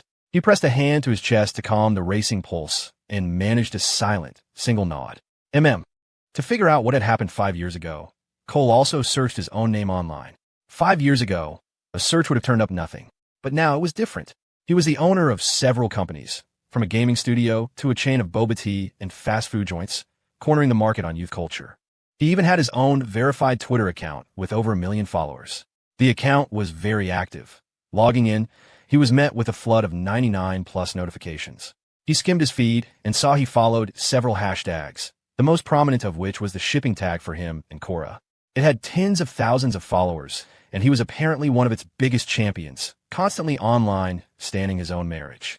He was even notorious for liking all sorts of explicit fanfiction. The moment he came online, his followers pounced, taking screenshots and posting them. Mr. Miller, you haven't been checking in the last couple of days. Did you and the wife go on a honeymoon? Maybe you want to check his high school transcripts. You guys can screw, but you can't fight. If you have to fight, do it in bed. And let us listen in. What was this stuff? A cascade of new messages popped up, dizzying him. Cole glanced at the trending topics. Besides a few photos of them together, the most popular content was fanfiction. The creativity of netizens was boundless, imagining them in every possible scenario and position. Even as a man, reading it made his face burn and his heart pound. He quickly backed out of the page. After taking a few seconds to compose himself, he went back in and posted his daily check-in. It was nothing personal. He just couldn't let people think their marriage was on the rocks. The shipping leaderboards were filled with celebrity couples. It was rare to see non-celebrities like them on the list. Cole analyzed it silently. The first reason people shipped him and Cora was their looks. They were a good-looking pair. Second, his gaming company came with a built-in fan base. Third, young people today loved seeing real, powerful couples succeed. Cole's own backstory was also part of the appeal. A guy from humble beginnings who married a beautiful, wealthy heiress. Everyone assumed he was a gold digger, but then he'd gone and built his own empire. His accomplishments were there for all to see, but some people still called him a kept man. In the comments, a passionate fan defended him. That's not being a kept man, that's called strategic resource allocation. Get it, you troglodyte? Another replied, someone could hand you a golden ticket on a silver platter, and you wouldn't even know how to cash it. The internet moved fast. Cole was picking up the latest slang quickly. His finger swiped down the screen until he found news articles from 4 years ago about his wedding to Cora. One commenter was spewing absolute venom, claiming Cole was a social climber who would stop at nothing to marry into wealth. That he had seduced both sisters, and when a younger one escaped, he'd sunk his claws into the older one, trapping her with a pregnancy. A shotgun wedding. The story was told with such conviction that if Cole hadn't been the subject, he might have believed it himself. Below the troll's comment, someone had replied, and here we have tonight's lucky winner of a brand new pair of silver bracelets. Cue the music, start the dance. Let's see how this plays out. At first, the troll was arrogant, firing back at everyone. But soon his comments vanished. Rumor had it he was now busy making license plates for the state. Just before takeoff, Cole switched his phone to airplane mode. Cora stretched her arms and glanced at the time. We should land in Denver around 4. We'll have enough time to pick up Leo. Should we bring him a present? Cole asked. I don't think we need to. For him, Daisy is the best present in the world. Besides, the mayor and everyone in Havenwood loaded him up with snacks. Cole nodded. Compared to yesterday's awkwardness, today they were perfectly at ease with each other, like a couple in the first flush of love. Especially Cora. She insisted on holding his hand while they walked, and once they were seated, she leaned against him, clinging to him like an adorable, sleepy koala. The airplane's air conditioning was a bit too cold for Cora. She snuggled against Cole's arm, rubbing it for warmth. It's a little cold. Cole raised his hand to signal a flight attendant. Excuse me, could we get a blanket? My wife is cold. It was the first time Cora had ever found the word wife to be so incredibly pleasant to hear. Of course, sir. One moment. Thank you, Cole nodded. The flight attendant returned quickly with the blanket and asked if they needed anything else, like water or a snack. Cole didn't answer immediately, instead looking to Cora. Nothing to eat, but I'll have a sparkling water with lemon, Cora said. 2 sparkling waters with lemon. Thank you, Cole amended. He draped the blanket over Cora. Is that better? You gave it all to me. Don't you need some? I'm not cold. Cole's body was a natural furnace, and Cora loved leaning into his warmth. Under the blanket, she playfully traced the lines on his palm. She'd heard a saying that if a man has long fingers, other parts of him are long, too. She had no idea if it was true, but she was dying to find out. As the thought crossed her mind, she hooked her index finger around his, tickling his palm. Cole immediately clasped her hand, his voice dropping low. Behave. His Adam's apple bobbed when he spoke. From the side, it looked incredibly sexy. Cora had to admit, she was completely mesmerized. Cole met Cora's suggestive gaze, feeling certain she was up to no good. What are you looking at? Your Adam's apple. What's so interesting about that? Being stared at so intently made Cole self-conscious. He wasn't even sure how to swallow properly. It's nice, Cora said with a nod. Then she asked, they say online that men with prominent Adam's apples and long fingers are well endowed in other areas. Is that true? Your fingers are so long, Cole, Cora murmured, playing with his hand. Can you help me confirm if what they say online is true? A ticklish sensation spread from his hand. Cole felt as if she wasn't just touching his fingers, but something else entirely. He was, without a doubt, being teased. How could she ask such a question with that innocent face? This version of Cora was both unfamiliar and fascinating. He didn't dislike it. It was like opening a blind box and finding the secret, rare edition. Just imagine it. As CEO, famously aloof to the world, coming home and clinging to you like a kitten. Who wouldn't love that kind of contrast? Cora was determined to fluster him, clinging to the question, demanding a definitive answer. Cole took a moment to compose himself. That only applies to some individuals. You can't generalize. So, Cora pressed, are you one of the individuals? Instead of answering directly, he said, you saw my purchase history, didn't you? Understanding dawned on her face. Oh, right. You're an XL. But this is the first time I've looked into this kind of thing, so I don't really have a frame of reference for how big that is. Her face was a mask of pure curiosity, like a child asking why 1 + 1 = 2. There were other people around. So as not to be overheard, Cora leaned in close to his ear and whispered, does the size determine the duration? What's the longest you can last? Cole's ears turned crimson. Cora suppressed a laugh. Why hadn't she ever realized how much fun it was to tease a man? The more he tried to act composed, the more she wanted to poke at him, like teasing a puppy. As she asked, the scenes from her dream flickered through her mind. In the dream, Cole's stamina was incredible. He could manage all sorts of difficult positions, even carrying her while walking around. As for duration, she didn't know the exact time, but they had gone from the sofa to the bed to the shower without a break, which spoke volumes about his endurance. Cora felt like she'd unlocked a whole new world. Her personality was naturally cool, aloof, as Cole had called it. That had its advantages, but if she was aloof with her own husband, how long would it take before she got what she wanted? Others might not know her, but she knew herself. This was her true nature. From a young age, she knew she would take over the family company. To avoid being underestimated, she learned to mask her emotions, hiding her true self away. The image she presented to the world was always confident, strong, and infallible. But locked away deep inside were simmering desires, impatient impulses, a need for release, for indulgence, for pleasure. And Cole was the only key that could unlock it all. Cole saw the mischievous curve of her lips. Making sure no one was watching, he leaned in and swiftly captured her mouth, kissing her thoroughly, inside and out. So, curious? I'll give you a practical demonstration sometime. Actions speak louder than words, don't you think? This time, It was Cora's turn to blush. She nodded, whispering a soft, Kissing on a plane had a certain thrill to it. Cole wrapped his arm around her. Want to get some sleep? Her heart was in turmoil. How could she possibly sleep? Cora sat up straight, gently guiding Cole's head to rest on her shoulder and patting it soothingly. You sleep. I'll wake you when we land. Cole hadn't slept well last night, and crying had left his eyes dry and sore. He closed them, leaning against Cora. It was the same body wash, so why did it smell so much better on her? Her scent was a constant distraction, making it hard to drift off. As much as he liked leaning on her, he preferred holding her. I can't sleep right now, Cole said. Want to talk for a bit, then? Cole was afraid of where the conversation might veer off to next. This time, Cora didn't tease him. She chose a more serious topic. What will you say to Jenna when you see her? The mention of Jenna's name seemed to freeze the air between them. Cole hadn't really thought about it. Nothing. I'll see what she has to say. And what if she's not over you? What if she wants to rekindle things? Cole frowned. I doubt it. It's been 5 years. Isn't there a saying? A good ex should be like they're dead. Given his and Jenna's current relationship, dead might be impossible, but rekindling things was definitely off the table. We dated for less time than we've been apart, Cole continued. Thinking back now, I don't think she ever really liked me that much. If she did, we wouldn't have broken up. Don't be so absolute, Cora said. You need to believe in your own appeal, and you need to believe in my judgment. Cole, you're so much better than you think you are. And she thought she needed to trust her intuition. Her intuition was telling her that Jenna wasn't over him. The one thing she and Jenna had in common was being slow to recognize their own feelings. But once they did, they pursued them relentlessly. In that moment, he didn't need to say anything else.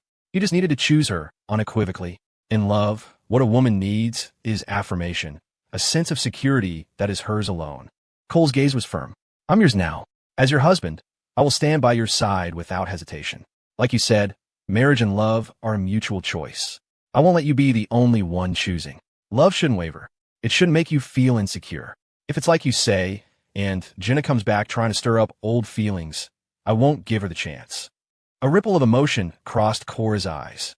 Have you ever really thought about why you and Jenna broke up back then? Cole surmised it probably had to do with my leg injury. The injury was so severe, Jenna must have thought he'd be disabled for life, so they broke up. The root cause was simple. She didn't love him enough. Cora's eyes were fixed on his legs, as if trying to see the truth hidden beneath the fabric. You've never had any suspicions? About your leg, your grandmother, that all of this misfortune might have been because of her? Cole's heart plummeted. His voice dropped. Why would you say that? Do you know something? It's just a guess. Cora shook her head, watching him quietly. I just want to know if all those accidents were connected to Jenna. Would your attitude toward me change? A bomb went off in Cole's mind, sending his thoughts scattering in every direction. He had always considered the car crash an accident. His grandmother's death was his own fault. But if he entertained Cora's words, connecting both events to Jenna, why would Jenna want to cause a car crash? It made no sense. My attitude towards you wouldn't change, he said firmly. You are you, and she is she. I won't blame you for someone else's mistakes. We're married now. That means the problem was already solved, Cole said. But we weren't the ones who solved it, Cora countered, always considering the worst-case scenario. People are different at different stages of their lives. Something you can accept at one point, you might not be able to accept at another. The same problem, the same event, can have a completely different outcome depending on when it happens. Then we'll just solve it again. Cole looked at her, his voice steady and unhurried, each word spoken with conviction. For me, the result, the answer, will be the same. It was like a math problem. Once he knew the formula, finding the solution was easy. Cole believed that if they could solve the problem once, they could solve it a second time. Cora met his gaze, and her turbulent heart settled, landing as smoothly as the plane itself. She trusted Cole, and she trusted herself. To be honest, marrying Cole had required immense courage. He was her employee, and her sister's ex-fiancé. She had to bear not only the weight of public opinion, but also consider her parents' feelings and the company's reputation. Marrying Cole was probably the most rebellious and bravest thing she had ever done. From the moment she got together with him 4 years ago, she had never considered leaving. She'd stopped all her other plans, burned her bridges, and left herself no way out. It was like that song lyric, love is the surrender of free will. Meeting you is like a withered tree meeting spring. Even if love and marriage were a cage, some are willing prisoners. Cole took Cora's hand, lacing their fingers together. A husband and wife are supposed to solve problems together, not let the problem solve them. His hand was much larger than hers, his palm dry and warm. The tight grip felt solid, impenetrable, and deeply reassuring. Cora smiled, satisfied. That's all I needed to hear. After they landed, the driver was already waiting outside. It was still early. They had just enough time to get to the preschool to pick up Leo. Cora sent a message to the family group chat, tagging her mother. At Eleanor Vance, Mom, Cole and I just landed. We're heading to the school to get Leo, so you don't have to go. A moment later, her mother replied with a thumbs-up emoji. By the time they reached the preschool, school hadn't let out yet, but the curb was already lined with parents and a row of parked cars. The driver found a spot to pull over. Parental love was a powerful thing. Though they had only been apart for a day, it felt like an eternity. Anxious anticipation filled Cora. She squeezed Cole's hand, her eyes glued to the main gate, wanting to be the first to see her son and wave to him. All roads lead to Rome, but some people are born in the Forum. Others are born to be the oxen pulling the carts. The greatest lottery in life is the womb you're born into. Cole glanced at the luxury cars lining the street. The kids who went here didn't get in just by paying tuition. It required layers of vetting, from family finances to parental backgrounds. Every family with an invitation had money and influence. The kindergarten, pre-K, and preschool classes were released at staggered times, with the youngest getting out first. It was a good thing they'd arrived early. Otherwise, they wouldn't have found a place to park. Neither of them had any experience with school pickup, so they just followed the crowd, mimicking what other parents did. They ran into an acquaintance, a woman who greeted them warmly as Leo's dad and Leo's mom. Leo's mom, I haven't seen you in forever. What brings you to pick up today? Apparently, she didn't come to get Leo very often. Cora looked at the vaguely familiar woman and forced a polite conversation. Yes, we were just in the area and thought we'd stop by. If Cora barely knew her, Cole was completely lost. He didn't recognize the woman at all and had no idea how to join the conversation. From what the woman said, she was there to pick up her grandson. She looked so young, it was hard to believe she was already a grandmother. Soon, the kids from the Sunflower Grove class were led out by their teacher, a line of little sprouts marching in an orderly queue. Cole's eyes scanned the yard, and he spotted Leo in an instant. I see him. Cora tugged on Cole's sleeve, pointing. There! I see him. Leo was wearing a red and blue shirt, making him stand out in the crowd. Cora and Cole had arrived early and were at the front of the line. Mrs. Davis saw them and spoke in her megaphone. Leo Miller, your mommy and daddy are here to pick you up. Seeing his parents, the little boy's eyes went wide with disbelief. He let out a joyful whoop and broke from the line, running towards them at full speed. Mommy, Daddy. Cole stepped forward and caught him, sweeping him up into his arms. Say bye-bye to your teacher. Leo obediently turned, waving his little hand. Bye-bye, Mrs. Davis. Mrs. Davis smiled. Bye, Leo. Leo didn't forget his friends either. Bye, Dylan. Bye, Sadie. Bye, Evie. His parents were the first to arrive, right at the front, and he was the first to be picked up. Leo hugged his dad's neck, secretly beaming with pride. At 3.5, he couldn't hide his feelings, his head bobbing with delight.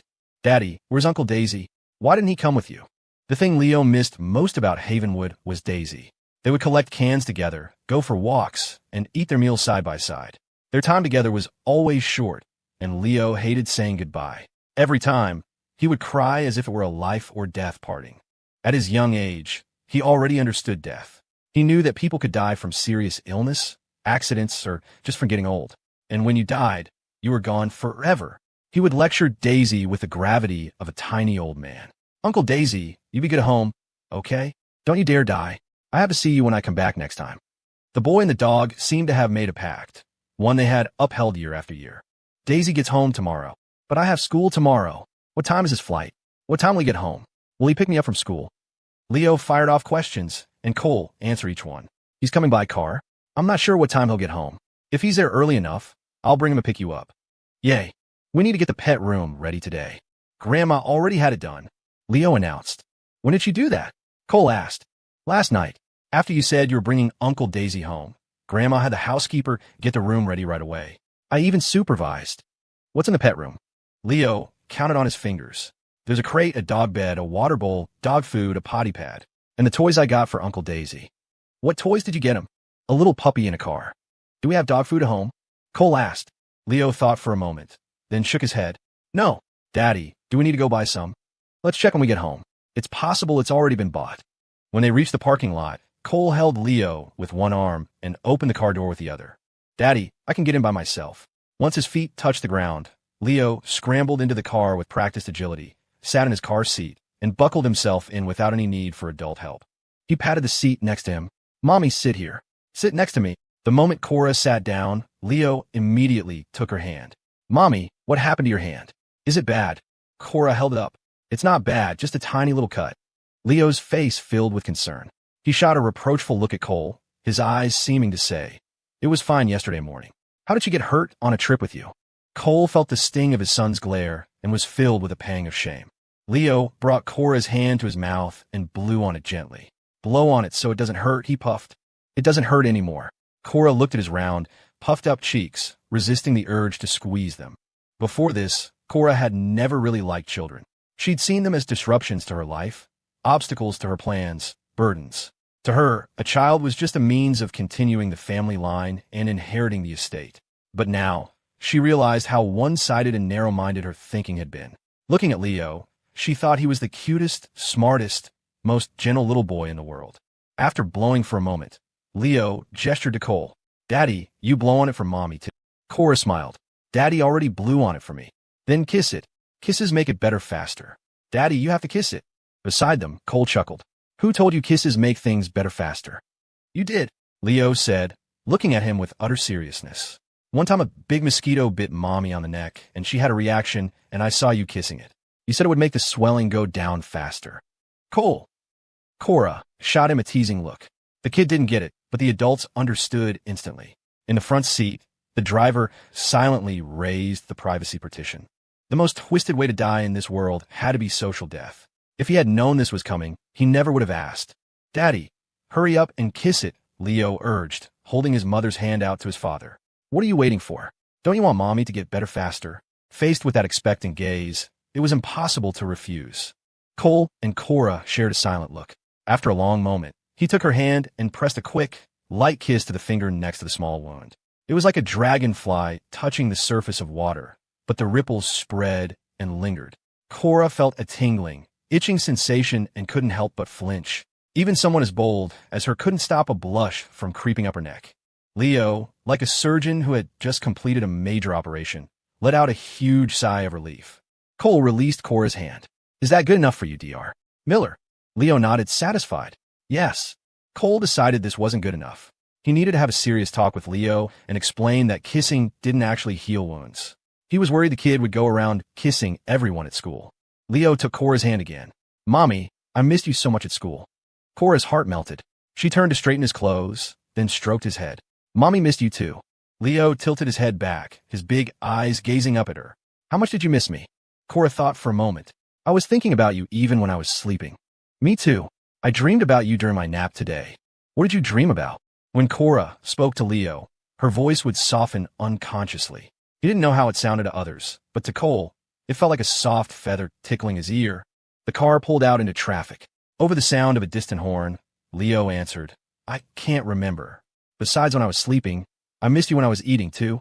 Speaking of eating, today for lunch we had sweet and sour ribs, meatballs, cabbage, shredded potatoes, and chicken soup. For a snack we had cherries and milk and cookies. I also got 3 gold stars today. I have the most in the class. I'm almost at 50, and then I can trade them in for a big prize. Leo loved to share, chattering like a little bird the whole way home, recounting every detail of his day at school for his parents. When they got home, Leo asked, "Mommy, can I watch TV for a little while?" "You can." The TV switched on, and Leo sat obediently on the sofa, his eyes glued to the cartoon. Cora came out of the kitchen with a plate of fruit. "Leo, want some fruit?" Leo hopped off the sofa. "Yes." "Did you wash your hands?" "Nope. I'll go right now." Leo scurried to the bathroom and was back in a flash. Today's fruit was blueberries. He popped them into his mouth one by one, looking like a little hamster. Cora wiped his mouth with a napkin. "What do you want for dinner tonight?" "I want Daddy's fried rice." "Can I?" Leo looked at his father. Cole immediately agreed. "Why don't I cook tonight? Beside fried rice, what else do you guys want?" Hearing he could put in an order, Leo's eyes lit up. "I want Coke Lay's chicken wings and braised pork belly." Cole said, "That's a bit heavy for a weeknight. We can do the chicken wings, but let's save the pork belly for the weekend." Leo raised his hand. "Then I'll pick something else." "Nope," Cole shook his head. "You've already ordered 2 dishes. The rest are for your mom to choose." Father and son both turned to look at Cora. Leo clasped his hands together, silently praying she wouldn't pick bitter melon.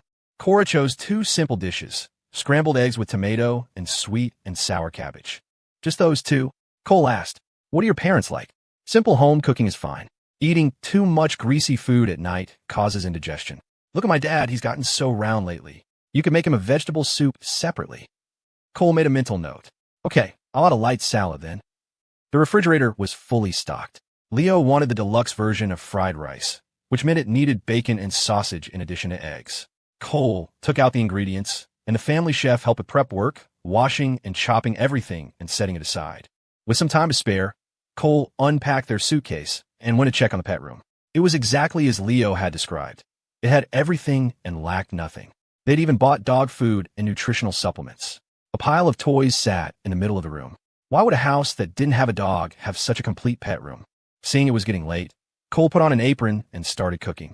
His body was intimately familiar with his kitchen. He knew which seasonings to use, which bowls and plates to choose. His hands moved before his brain could even process the thoughts. From his body's reactions, he could tell he must have cooked for the family often over the years. Cole's cooking skills had been honed since childhood. As the saying goes, children from poor families learn to run a household early.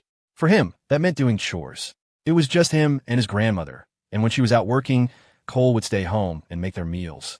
After he started working, he mostly cooked for himself every day. He'd even brought Cora lunch and made her soup when he was her assistant. Cora was a generous boss who paid him well. Every time he brought her a meal or soup, she'd add $1,000 to his salary.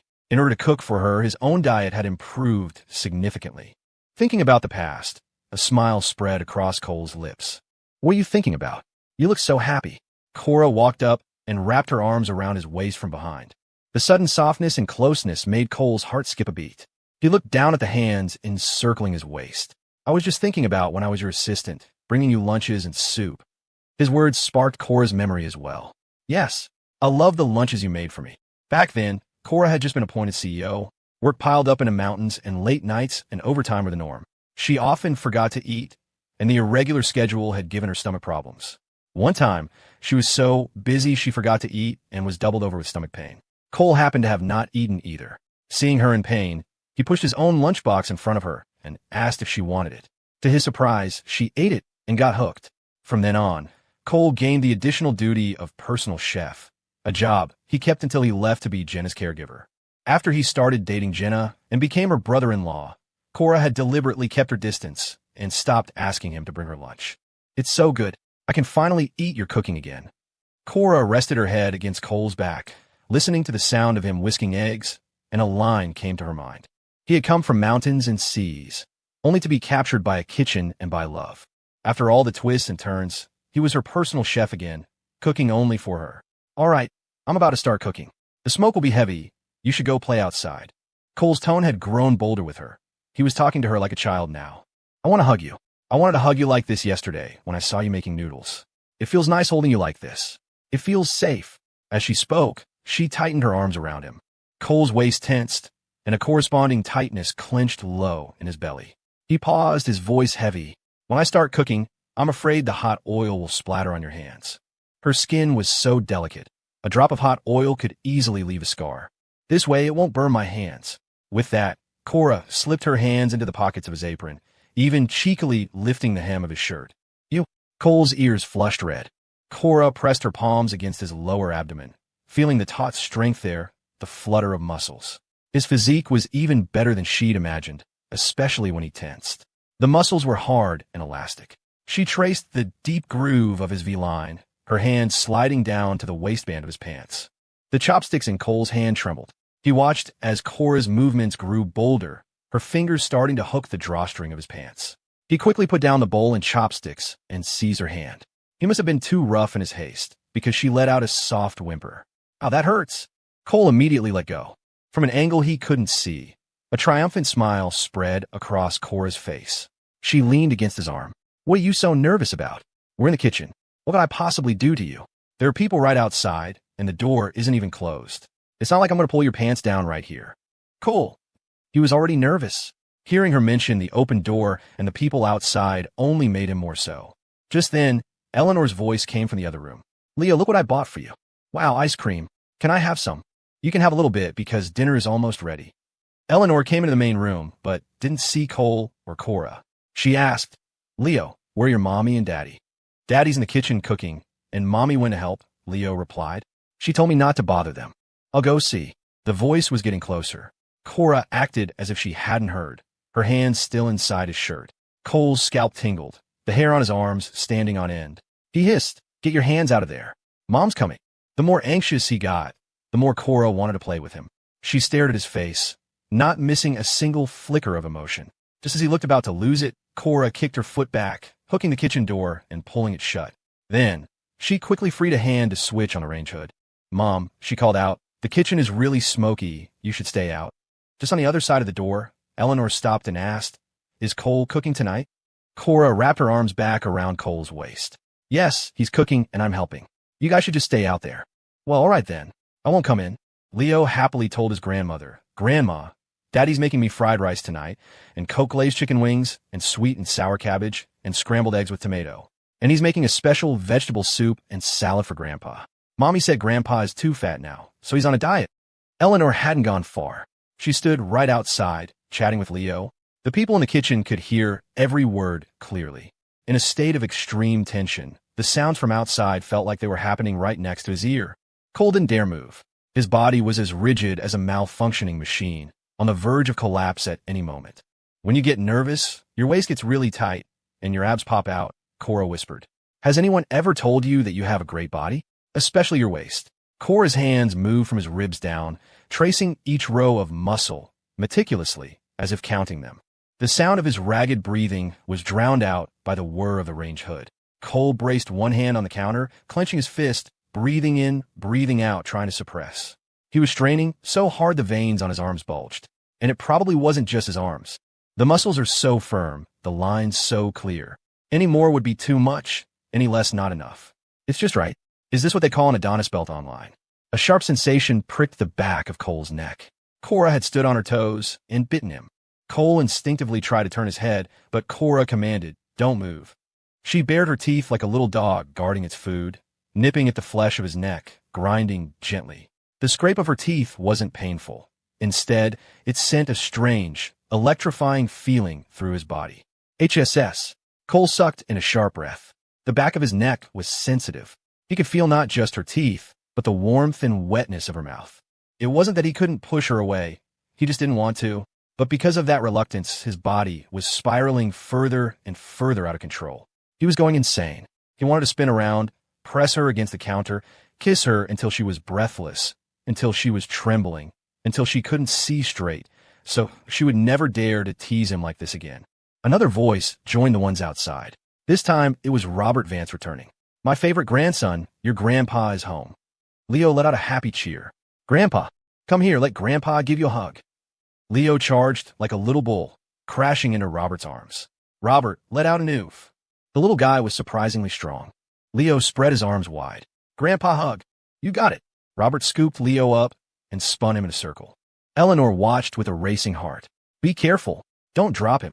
I dropped myself before I dropped this kid. Robert held Leo tight and asked what he did at school. Leo diligently repeated the story he had told in the car. Where are your mommy and daddy? Leo pointed to the kitchen.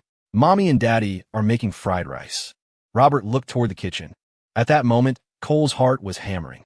It was no wonder he was so tense. His mother-in-law and father-in-law were standing right outside. And fathers-in-law were notoriously critical of their sons-in-law.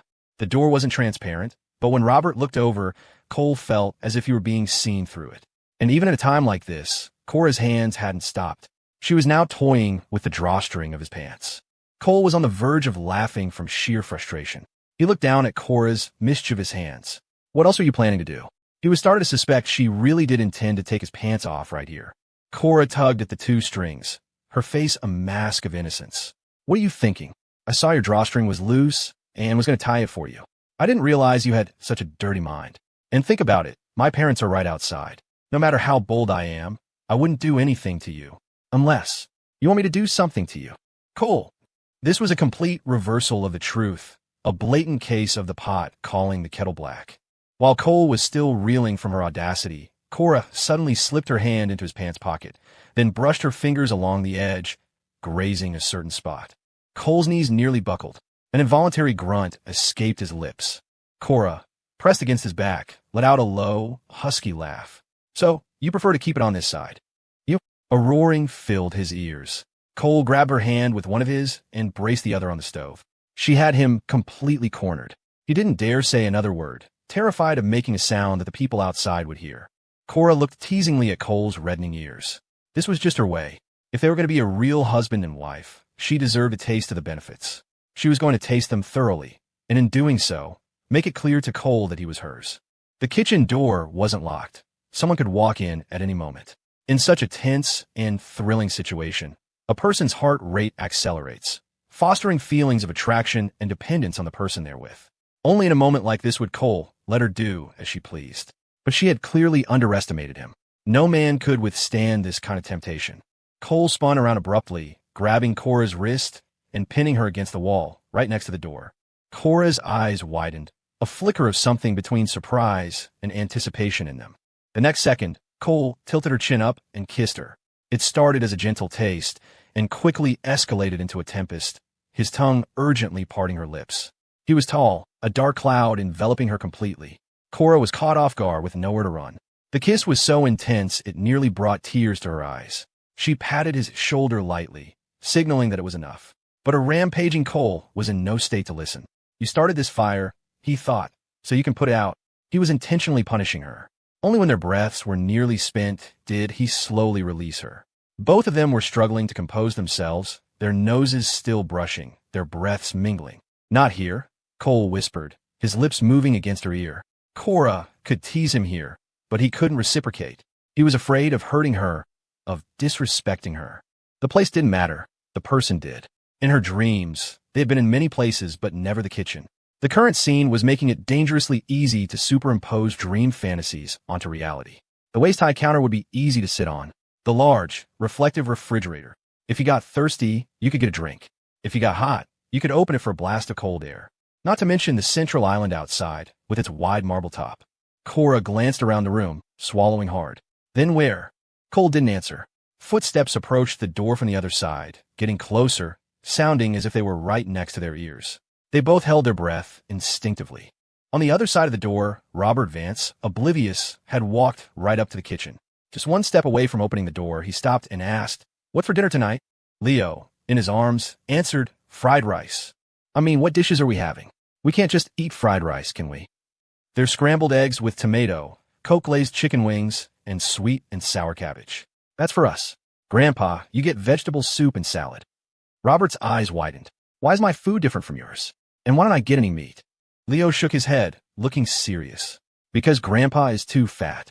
For your health, Mommy decided to help you lose weight. So at night, you can only eat vegetables." Robert had indeed put on a lot of weight in recent years. Ever since handing the company over to Cora, he had embraced the life of a comfortable retiree, which mostly involved lounging, either at home or elsewhere. Robert's face was a mask of disbelief. He never thought the daughter he'd raised for 30 years would suddenly betray him like this. Seeing her grandfather's petrified expression, Leo covered his mouth and giggled. "No, this won't do. I have to get them to add some meat for me. If I don't eat meat, I can't sleep." Change the vegetable soup to a vegetable and lean meat soup. Robert put Leo down and was about to push the door open when it suddenly swung inward. Cora emerged right in front of him. Robert stumbled back a step, clutching his chest.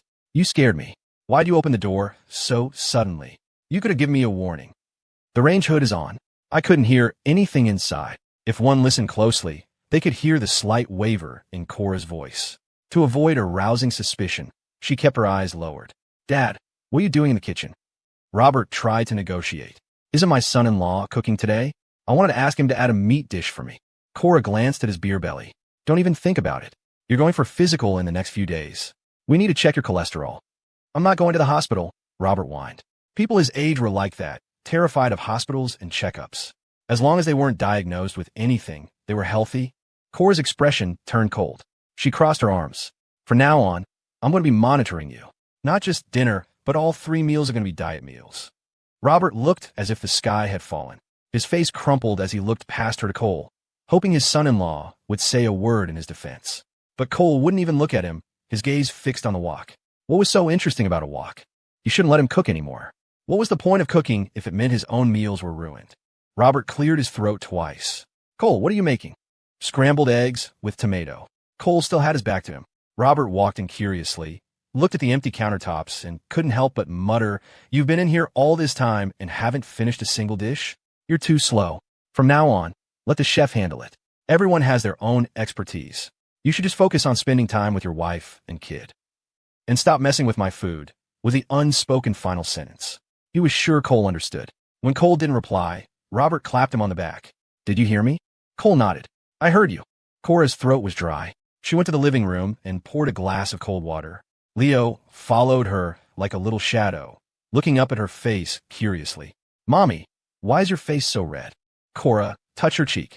It was too hot in the kitchen. The heat made it red.